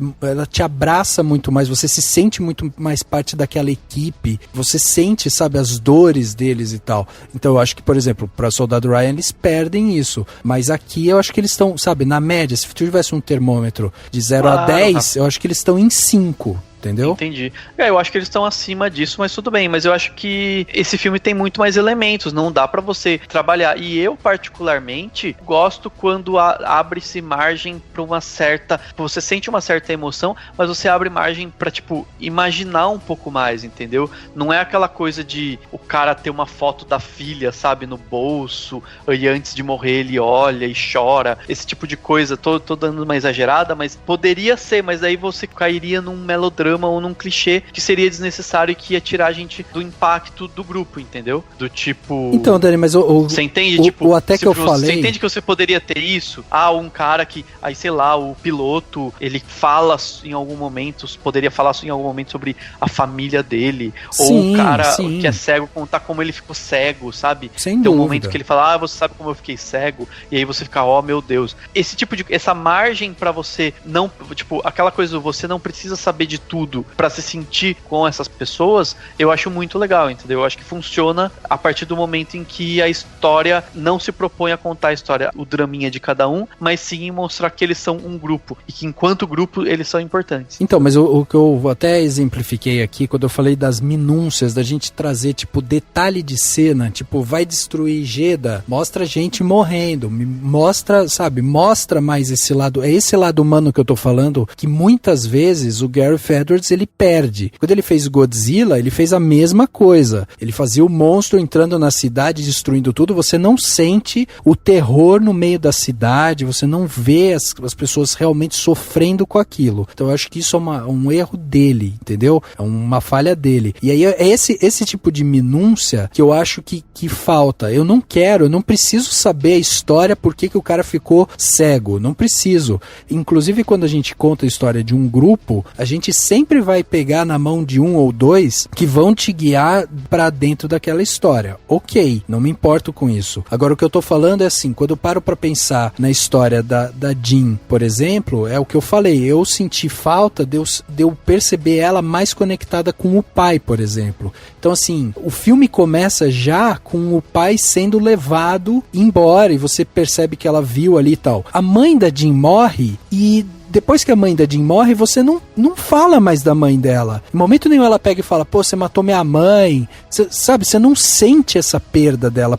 A conexão dela é com o pai. E aí, quando você percebe que o pai tá vivo, ela meio que faz um desdém primeiro. Aí depois ela quer resgatar o pai. Então, sabe quando tem coisas que, assim, não precisa contar a história, mas teria alguns detalhes. Aí eles tentam usar o objeto, né? Tipo, ele dá o colar pra ela fica com o colar e tal, que é um símbolo ali. Então, tipo, tudo isso mostra, mas assim, faltou aprofundar um pouco mais. Talvez começar o filme um pouco antes, mostrar ela um pouco mais envolvida ali com o pai na família, junto ali e tal, entendeu? Ela sentir mais a morte da mãe, ela sentir a perda do pai, ela perceber que talvez ela tivesse que ter matado o Krennic, não o personagem do Diego Luna, né? Exato.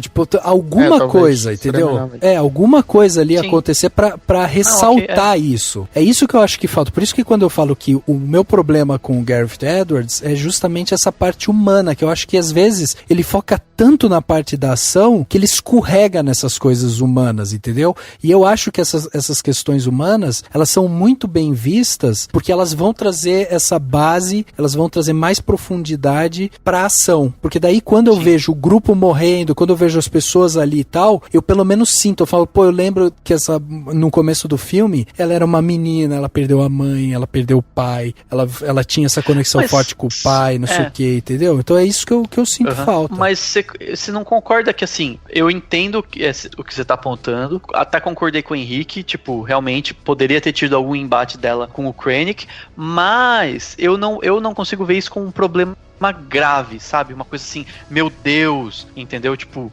sabe, Esquadrão Suicida. Não, tipo, são pequenos pontos que poderiam ser melhorados. Mas é todo, isso. Pra mim, isso não é um... Mas eu não tô falando que isso estragou o filme. Eu tô falando que isso são coisas que pra mim falta pro filme pra ele virar um filme excelente, pra ele ser um filme top, entendeu? É isso que pra mim falta esse tipo de coisa. O filme eu gosto muito dele nessa parte de ação. Eu acho que ele é bom nessa parte de ação e aí sim eu dou crédito pro Gareth. Agora, na parte humana, pra mim falta. E pra mim esse filme ele seria muito melhor se ele tivesse esses pontos. E aí tem outra coisa que eu queria falar com vocês, antes da gente ir pras notas, né? Que é a parte justamente tecnológica. Aí eu ia perguntar até pro Cláudio aqui. Cláudio, o que você achou dessa reconstituição facial que eles fizeram, tanto do Tarkin quanto da Leia? O que você achou dessa reconstituição? Tipo, na primeira vez que eu vi, eu não sei se eu tava na empolgação do momento, mas eu curti muito. Tipo, eu falei, fiquei empolgadaço. Mas eu revendo ontem, eu pensei, o do Tarkin eu achei que tá até muito boa. Tipo, tá crível, sabe? Não é um negócio perfeito, mas tá muito crível. Mas a da Leia, parece que ela fez uma plástica. O da Leia tá triste, eu concordo. Né? Eu concordo perfeito. Eu também tive essa impressão. Eu achei do Tarkin, beleza, legal. Mas da Leia, eu acho que podia ter usado a mesma atriz.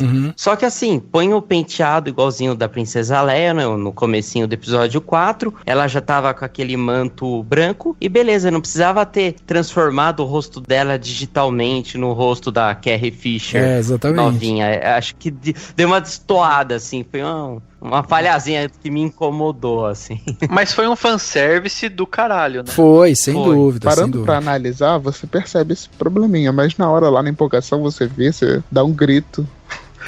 Exato. Não, porque, cara, você acabou... Ainda mais com a frase que ela fala, você acabou de sair de ver o Darth Vader sendo o Darth Vader. Você já tá empolgado. Aí, de repente, aquele cartão que o Darth Vader tava querendo pegar tá na mão dela, entendeu? Então, isso é muito louco. Eu acho que talvez o probleminha que a gente tenha visto ali seja técnico. Porque, assim, quando você vê o Tarkin, ele tá distante, sabe? Ele tá mais longe, você não fica tão próximo do rosto dele, na sombra, Então, na Leia não, na Leia traz a câmera, tipo, faz um close do rosto dela, né? E pra quem joga videogame e tal, a gente percebe muito como assim, nos videogames você já tem essa parte visual já bem avançada, mas no cinema, não sei se pela tela ser muito grande, entendeu? Aí, mas da Leia eles deram uma falhada ali. Eu ia até perguntar pra vocês acham que talvez seria mais prudente nesse caso, talvez só mostrar ela de costas, ou vocês acham que não, que daí não faria o fanservice com com tanta propriedade. Eu acho que seria anticlimático. Né? Eu também acho, é verdade. Eu acho que foi importante aparecer ela, assim. Todo mundo, puxa, é ela. Mas, legal, mas não é ela bizarro. Exato, tem razão. O filme virou um videogame, né? Parece que era uma animação em 3D. E aí, deixa eu te perguntar outra coisa então pra vocês. Temos essa parte técnica, mas aí eu vou agora pedir socorro aqui, tanto pro Henrique quanto pro Cláudio, que são os mais fãs de Star Wars, pra gente citar aqui alguns easter eggs que a gente teve ao decorrer do filme, né? Que às vezes o pessoal não percebe, como eu não devo ter percebido. O que vocês podem citar de easter eggs, por exemplo? Pô, tem muita coisa, hein? Cita os principais, Se você falar Não, então, acho que a gente pode primeiro falar pelas aparições, né? Tem a aparição da Leia, tem a aparição do pai adotivo da Leia, né? O senador Organa, que aparece na trilogia nova. Que, aliás, esse cara não envelhece, cara. Jimmy Smith. É impressionante. Impressionante. Eu fiquei um pouco impressionado. Ele sempre tá igual, é inacreditável. Tem algumas referências a personagens das animações, né? Como eu falei, do Clone Wars, que é o Saw Gerrera. Tem uma referência ao Rebels, que é a General Syndulla, que tem uma hora que é citada, que é a Hera, que é a pilota do Ghost, que é a animação mais nova. É porque o Star Wars Rebels, na verdade, ele é o início do meio que a junção dos rebeldes, né? Ah, tá. Então, meio que a ideia é essa. Só me explica uma coisa, então, rapidinho. Se a gente fosse colocar os Rebels e agora o Rogue One dentro da cronologia de Star Wars, vamos colocar na cronologia que seria a cronologia temporal, tá? Qual que seria a sequência? É o Rebels, depois o Rogue One. É porque, na verdade... Mas seria Rebels, Rogue One, mas antes já teria o episódio 1, episódio 2, episódio 3... Ah, entendi. Então, episódio 1, episódio 2, Clone Wars, 3... Clone Wars, que é do Canone, episódio 3... Rebels, o Rogue One, aí 4, 5, 6, 7. Ah, tá, legal. E tipo, entre o fim do Rogue One e o início do episódio 4, você põe aí um intervalo de 5 minutos. E o Rebels, ele é uns 2, 3 anos antes do Rogue One, porque no Rebels tem a Princesa Leia. Não, na verdade não. O Rebels é 5 anos antes da Batalha de Yavin. A Batalha de Yavin é aquela do episódio 4.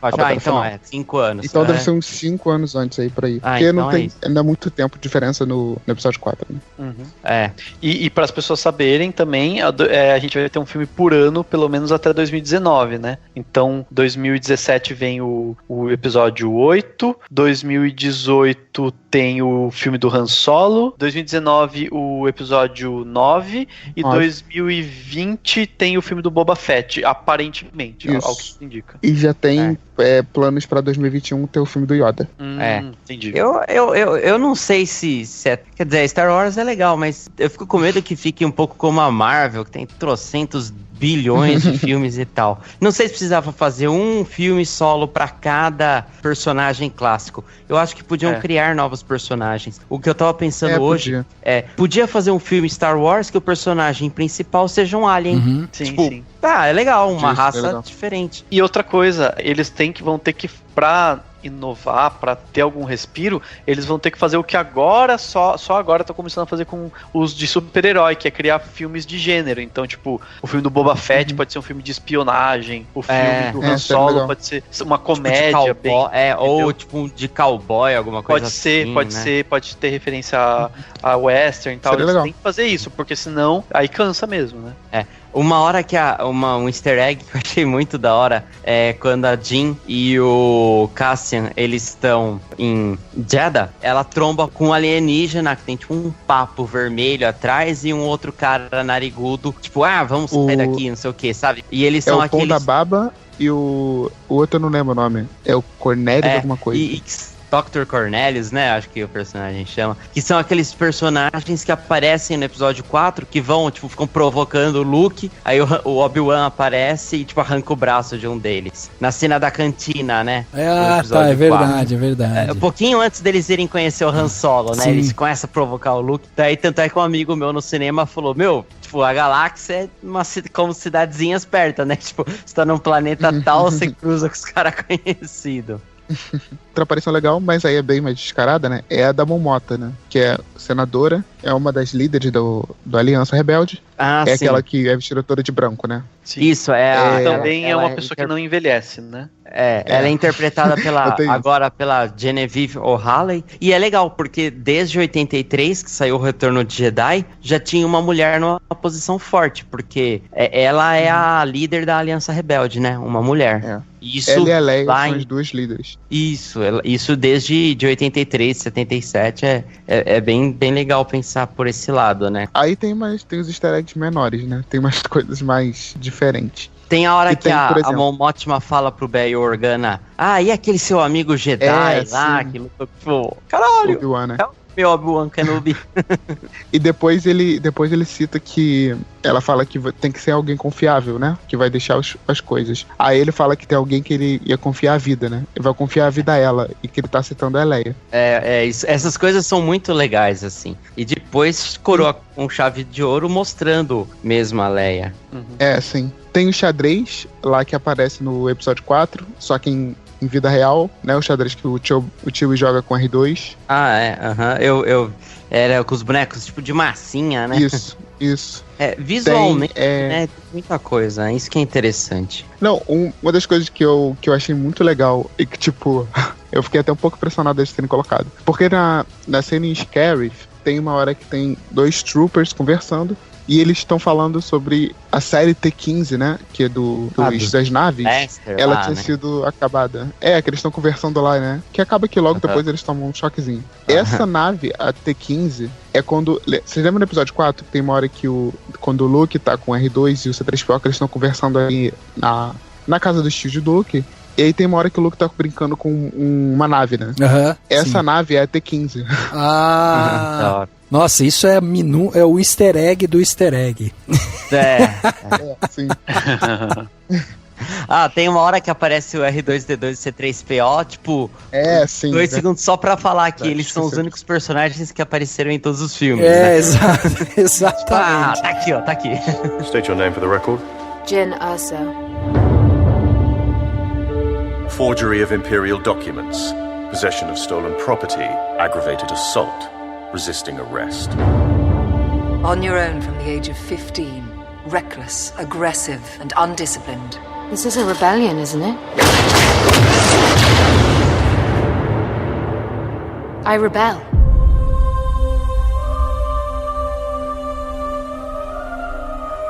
Eu achei o figurino, cara, muito legal. Principalmente quando mostra Yavin 4, que é onde é a base rebelde. Aqueles capacetes brancos que são maiores atrás. Tipo, é a mesma roupinha, né? Os figurinos, depois eu li, eles usaram exatamente os mesmos figurinos dos episódios 4 e 5. Isso que é um detalhismo, né? Um preciosismo muito legal. Sim, E é importante pra criar a unidade. Na cena final mesmo, né? Com o Vader, né? Você tem também os rebeldes com aquela roupa típica deles, com aquele capacetão. O Chirrut, ele puxa uma arma, que é uma arma típica também, né, dos episódios clássicos, que é tipo uma besta, mas que atira tipo, um laser e tal. Parece aquela do Chewbacca, né? Parece. Sim. A ideia do Chirrut é sensacional, porque, não sei se vocês sabem que essa ideia de ter, tipo, personagens que veneram os Jedi, né, que eles têm um pouco da força, eles veneram os Jedi, é uma ideia que, na verdade, o George Lucas queria colocar no episódio 4.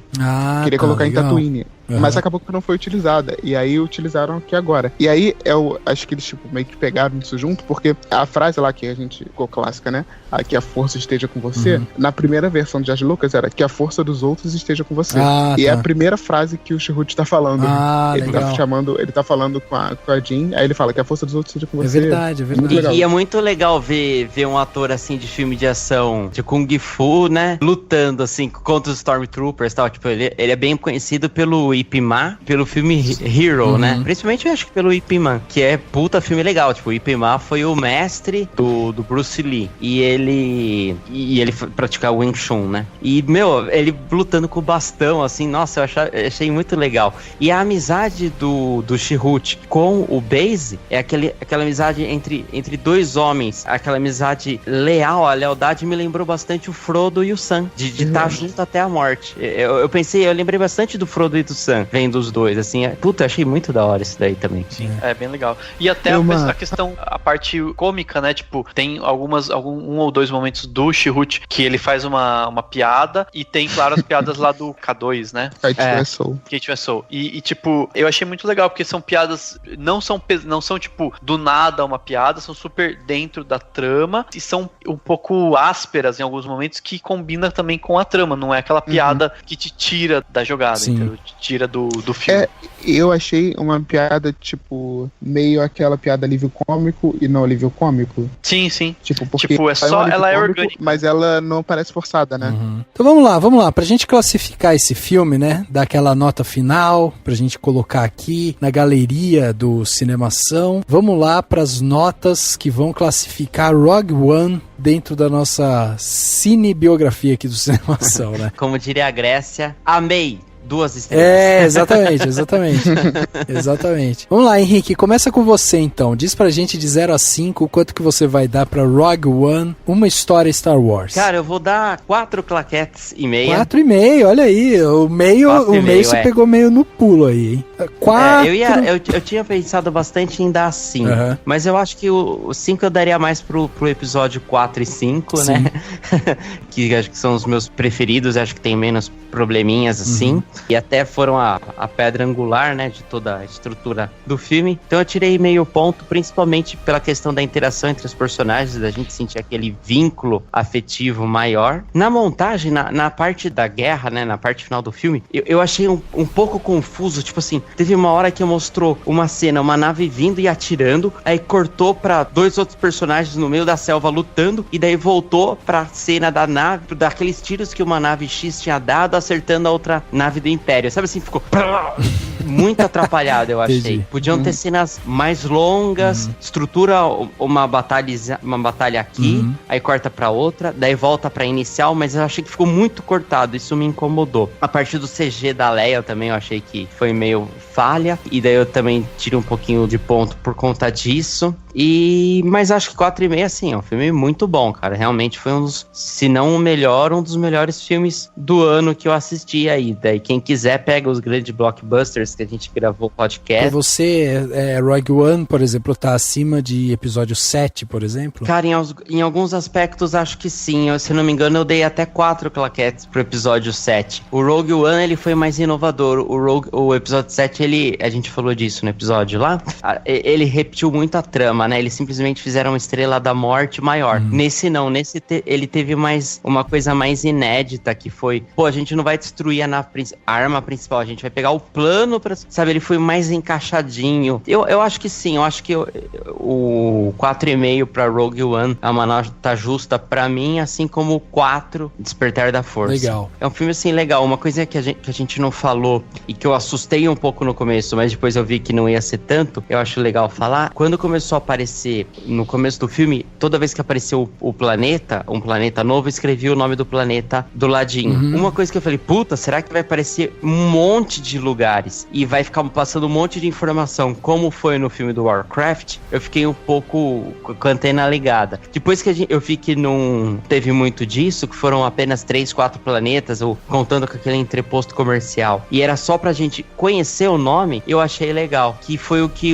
foi feito no Star Trek do J.J. Abrams, né? Mostrava o planeta e falava o nome. E eu achei interessante, o único que não mostrar o nome é aquele planeta vulcânico que tava o Darth Vader, que pode ser ou pode não ser Mustafar, que é o planeta que ele caiu lá, que ele luta com Obi-Wan no episódio 3. Ah, tá, verdade. Ele deixou a dúvida, ele não falou Mustafar, ele deixou Planeta X, né? Entendi. Mas é 4,5, cara, a minha nota pra Rogue One. Legal, muito bom. Cláudio, vamos lá, de 0 a 5, qual que vai ser a sua nota, então, pra Rogue One? Então, a minha nota pro Rogue One é 4,8. 8? Caraca! Eu achei um filme sensacional. Me trouxe muitas coisas boas de Star Wars que a gente não via há muito tempo. Acho que conectou perfeitamente com muita coisa. Melhorou algumas coisas do episódio 4. Eu, como foi dito, a gente discutiu boa parte do podcast sobre isso, né? Sobre a questão dos personagens. Eu acho que, como eu falei, eu acho que o relevante no filme é a missão, sabe? É o que eles vão levar, é tudo que vai passar ali. E eu acho que isso é extremamente bem feito. E eu gosto de todos os personagens. Eu realmente realmente gostei. Acho que o único que eu meio que não senti nada foi o piloto, mas ele também tem, tipo, 3 cenas, né? Mal aparece. Mas eu gostei dos personagens, eu me senti triste quando todo mundo vai morrendo, mas eu entendi, acho que, tipo, eles estavam destinados a isso, né? Eu senti muito peso de uma guerra, né? De todo mundo morrendo, de nada tá, às vezes, dar certo de como eles esperam. Eu achei isso sensacional. E as únicas coisas que eu tiro é a questão da trilha sonora do Michael Giacchino, que eu não achei ruim, mas eu não me pegou, sabe? Porque ela tem o tema, é muito bom, do meio de guerra, meio de... Eu esqueci o tema, pra vocês verem, né? Como não me chamou atenção, mas tem um tema muito legal de guerra que aparece 2 vezes, assim, e que esse tema podia ser excelente pra continuar, pra ser, tipo, o tema principal do filme, e que o Michael Giacchino não usa. Ele tenta remeter aos temas da trilogia clássica, o que pra mim pareceu, às vezes, um pouco confuso. Não sei se era o objetivo dele, mas enfim. Outra coisa que eu tiro é que eu senti um pouco de uma barriguinha na passagem do primeiro pro segundo ato, quando ainda tá apresentando os personagens e tal, naquela parte que eles estão indo pra Jeddah, eu achei ali um pouquinho arrastado, mas muito pouco, nada que fez diferença demais.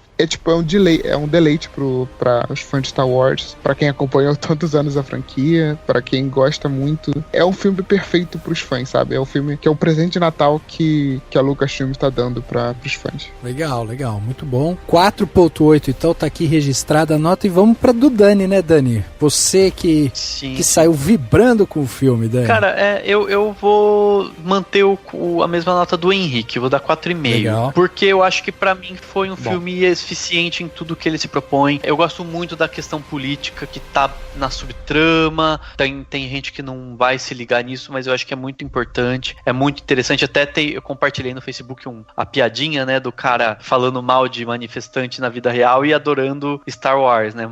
Ou seja, ele não entende a trama do filme que ele gosta. e assim, eu gosto muito disso, e eu achei que ele funcionou em quase tudo. Teve as falhas, tem coisa que poderia ser melhor, podia ter desenvolvido melhor algumas coisas nos personagens. Concordo com o Cláudio com a questão dessa barriga, dar uma arrastadinha aqui e ali, mas eu acho que tudo que tá lá funciona dentro da trama em si, com uma trama fechada, funciona dentro do universo Star Wars. Tem ação, eu fiquei super empolgado com as cenas de ação, com o vai e vem, assim, gostei bastante, apesar de ter, por exemplo, a questão do efeito da Carrie Fisher, né, de fazer a Princesa Leia aparecer que nem era antes, ou de colocar lá o outro cara todo em CGI, não me incomodou. É uma coisa que você percebe, mas, tipo, dentro do que a gente tem de efeito de tecnologia, funciona, sabe? Também, sabe, assim, não dá pra querer uma coisa perfeita, porque a gente ainda não tem tecnologia pra isso. E, enfim, pra mim funcionou muito bem, tira o meio ponto por várias coisinhas, mas é 4,5, é um filme muito, muito bom. Legal, isso aí. E eu, pra completar a nota aqui, vou dar 3.7 pra esse filme.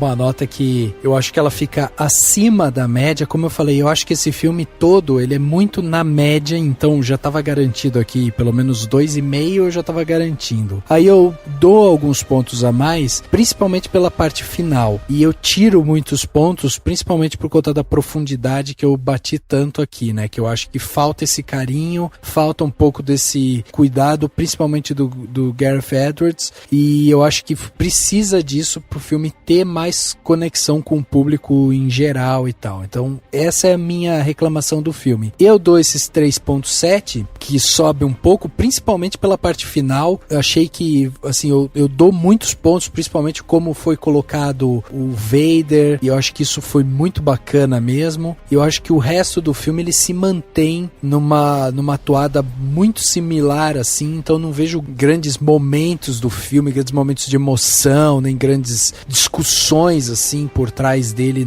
em termos políticos, porque eu acho que é um filme muito mais de ação, de guerra e tal, do que realmente ele trabalhar com essa parte política como a gente viu nos outros filmes, né, do Star Wars. Então, por isso que eu fico com esses 3.7. Se a gente somar aqui os 4.5 do Henrique, os 4.5 do Dani, os meus 3.7 e os 4.8 do Cláudio, a gente tá carimbando aqui pra Rogue One 4.38. Tá aí, tá carimbado, uma nota que fica um pouquinho acima dos 4, não chega aos 4,5, mas fica ali entre 4, 4,5. Então é um filme que realmente é empolgante, né? E tem coisas nele que realmente você sai vibrando por dentro, assim, principalmente se você é fã de Star Wars. Então vale muito a pena você ir assistir e mandar seu comentário, o que você achou de Rogue One.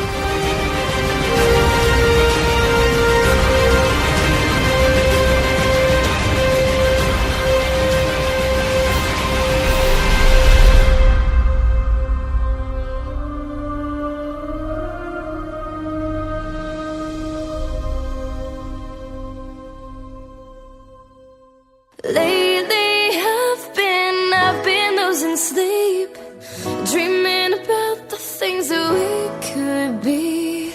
Baby, I've been praying hard. Said no more counting dollars, we'll be counting stars. Yeah, we'll be counting stars.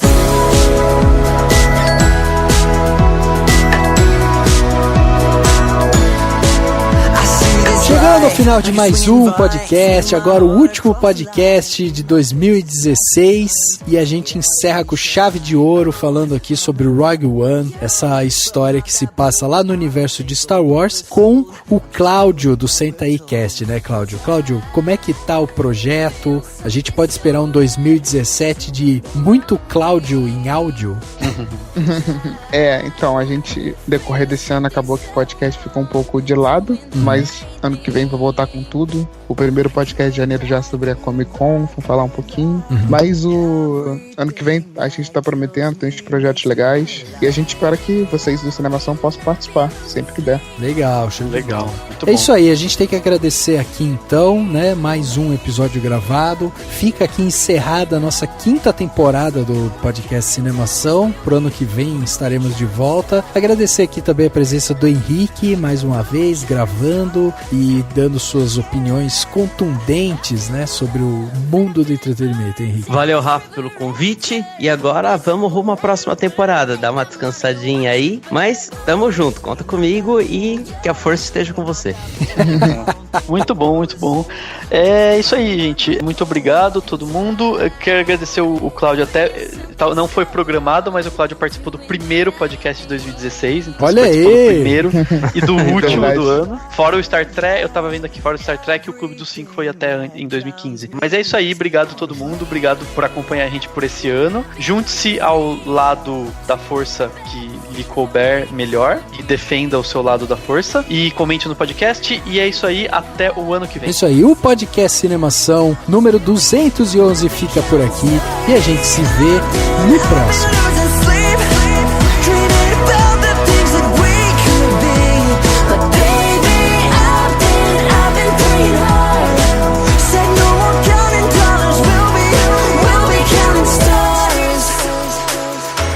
Yeah, we'll be counting stars.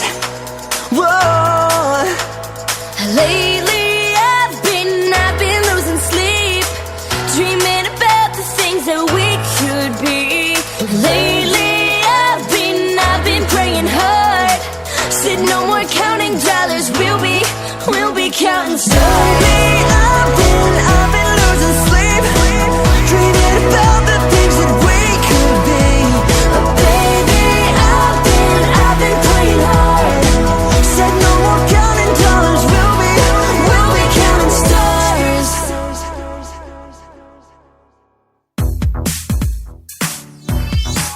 Esse podcast foi editado pela Isso Aí Design. Tudo isso é forma com função. É design estratégico. É isso aí.